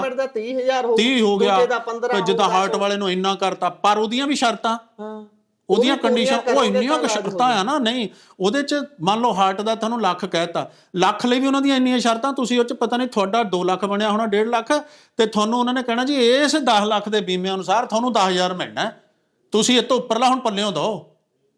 ਮਤਲਬ ਕਹਿਣ ਦਾ ਇਹ ਵੀ ਉਹਨੂੰ ਸਮਝਣ ਦੀ ਲੋੜ ਹੈ, ਉਹਦੇ 'ਚ ਲੋਕੀ ਗੁੰਮਰਾਹ ਨਾ ਹੋਣ। ਉਹ 10 ਲੱਖ ਤੱਕ ਦਾ ਆਯੁਸ਼ਮਾਨ ਦੀ ਤਰ੍ਹਾਂ ਨਹੀਂ ਹੈਗਾ, ਉਹਦੀ ਤਰ੍ਹਾਂ ਨਹੀਂ ਹੈਗਾ। ਜਦੋਂ ਨਾ ਉਹਦੇ ਪੋਸਟਰ ਦੇਖ ਦਿੰਦੇ ਸੀ, ਮੈਂ ਜਦੋਂ ਸ਼ਹਿਰ 'ਚ, ਮੈਂ ਹੈਰਾਨ ਸੀ ਯਾਰ, ਇੰਨਾ ਪੈਸਾ ਤੁਸੀਂ ਐਡੇ ਐਡੇ ਬੋਰਡਾਂ ਤੇ ਸ਼ਹਿਰਾਂ 'ਚ ਕਾਰਪੋਰੇਸ਼ਨਾਂ 'ਚ ਖਰਚ ਕਰਤਾ, ਐਡੇ ਐਡੇ ਸੋਹਣੇ ਬੋਰਡ ਬੜੇ ਜਿਹੜੇ ਉੱਪਰ ਉੱਚੇ ਉੱਚੇ, ਉਹਦੇ 'ਚ ਜਿਹੜੀ ਉਹ ਲੇਡੀ ਬਜ਼ੁਰਗ ਮਾਤਾ ਆ, ਉਹ ਵੀ ਇੱਦਾਂ ਭਗਵੰਤ ਮਾਨ ਜੀ ਵੱਲ ਦੇਖਦੀ ਆ। ਤੇ ਮੈਂ ਸੋਚਦਾ ਸੀ ਵੀ ਮੈਂ ਤਾਂ ਉਹਨੂੰ ਪੋਰਟਰੇਟ ਨੂੰ ਦੇਖ ਕੇ ਤਾਂ ਇੱਦਾਂ ਕਹਿੰਦਾ ਹੁੰਦਾ ਸੀ ਵੀ ਉਹ ਪੁੱਤ ਕਹਿੰਦੀ ਆ ਵੀ CM ਸਾਹਿਬ ਵੀ ਪੁੱਤ ਉਹ ਹਜ਼ਾਰ ਕਦੋਂ ਆਉਣਾ ਜਿਹੜਾ ਸਾਡਾ, ਵੀ ਉਹ ਇੱਦਾਂ ਕਹਿ ਰਹੀ ਤਾਂ 10 ਲੱਖ ਦੀ ਤਾਂ ਗੱਲ ਛੱਡੋ ਤੁਸੀਂ। ਤੇ ਨਾਲੇ ਵੈਸੇ ਇੱਕ ਗੱਲ ਮੈਂ ਕਹਿਣੀ ਚਾਹੁੰਦਾ, ਤੁਸੀਂ ਮੈਨੂੰ ਕਿਹਾ ਸੀ ਨਾ ਪੋਲੀਟੀਸ਼ੀਅਨਾਂ ਦੀ ਗੱਲ, ਮੈਂ ਸਿਰਫ ਇੰਨੀ ਕਹਿਣੀ ਚਾਹੁੰਦਾ, ਭਗਵੰਤ ਮਾਨ ਜੀ ਸਾਡੇ CM ਹੈ, ਸਾਡੇ, ਅਸੀਂ ਉਹਨੂੰ ਮੇਰੇ ਡਿਨਾਈ ਕਰਨਾ ਕੁਝ ਨਹੀਂ ਹੋਣਾ, ਉਹ ਹੈਗੇ ਆ। ਮੈਂ ਕਹਿੰਦਾ ਉਹ ਸਾਡੇ CM ਆ। ਕਾਸ਼ ਇਹ ਇੱਦਾਂ ਸਾਬਤ ਹੁੰਦੇ ਵੀ ਕਹਿੰਦੇ ਸੀ ਮੈਂ ਮਾਸਟਰ ਦਾ ਮੁੰਡਾ ਆ, ਮੈਂ ਇੱਕ ਕਿਸਾਨ ਦਾ ਮੁੰਡਾ ਆ, ਸੱਥਾਂ 'ਚੋਂ ਸਰਕਾਰ ਚੱਲੂਗੀ। ਇਹ ਚੀਜ਼ਾਂ ਪ੍ਰੈਕਟੀਕਲੀ ਸਾਬਤ ਹੁੰਦੀਆਂ, ਉਹ ਹੋਈਆਂ ਨੇ। ਬਿਲਕੁਲ। ਇਸੇ ਦੇ ਨਾਲ ਆਪਾਂ ਲੈਂਦੇ ਆ DHO ਸਾਹਿਬ ਤੋਂ ਅਲਵਿਦਾ। ਤੁਸੀਂ ਗੱਲਬਾਤ ਸੁਣੀ ਹੈ, ਕਿਵੇਂ ਲੱਗੇ ਨੇ ਵਿਚਾਰ? ਆਪਣੇ ਵਿਚਾਰ ਰਾਏ ਟਿੱਪਣੀਆਂ ਜ਼ਰੂਰ ਸਾਂਝਾ ਕਰਿਓ। ਜੁੜੇ ਰਹੋ ਪੰਜਾਬੀ ਰੇਡੀਓ ਤੇ ਪੰਜਾਬੀ TV USA ਦੇ ਨਾਲ। ਧੰਨਵਾਦ, ਸਤਿ ਸ਼੍ਰੀ ਅਕਾਲ।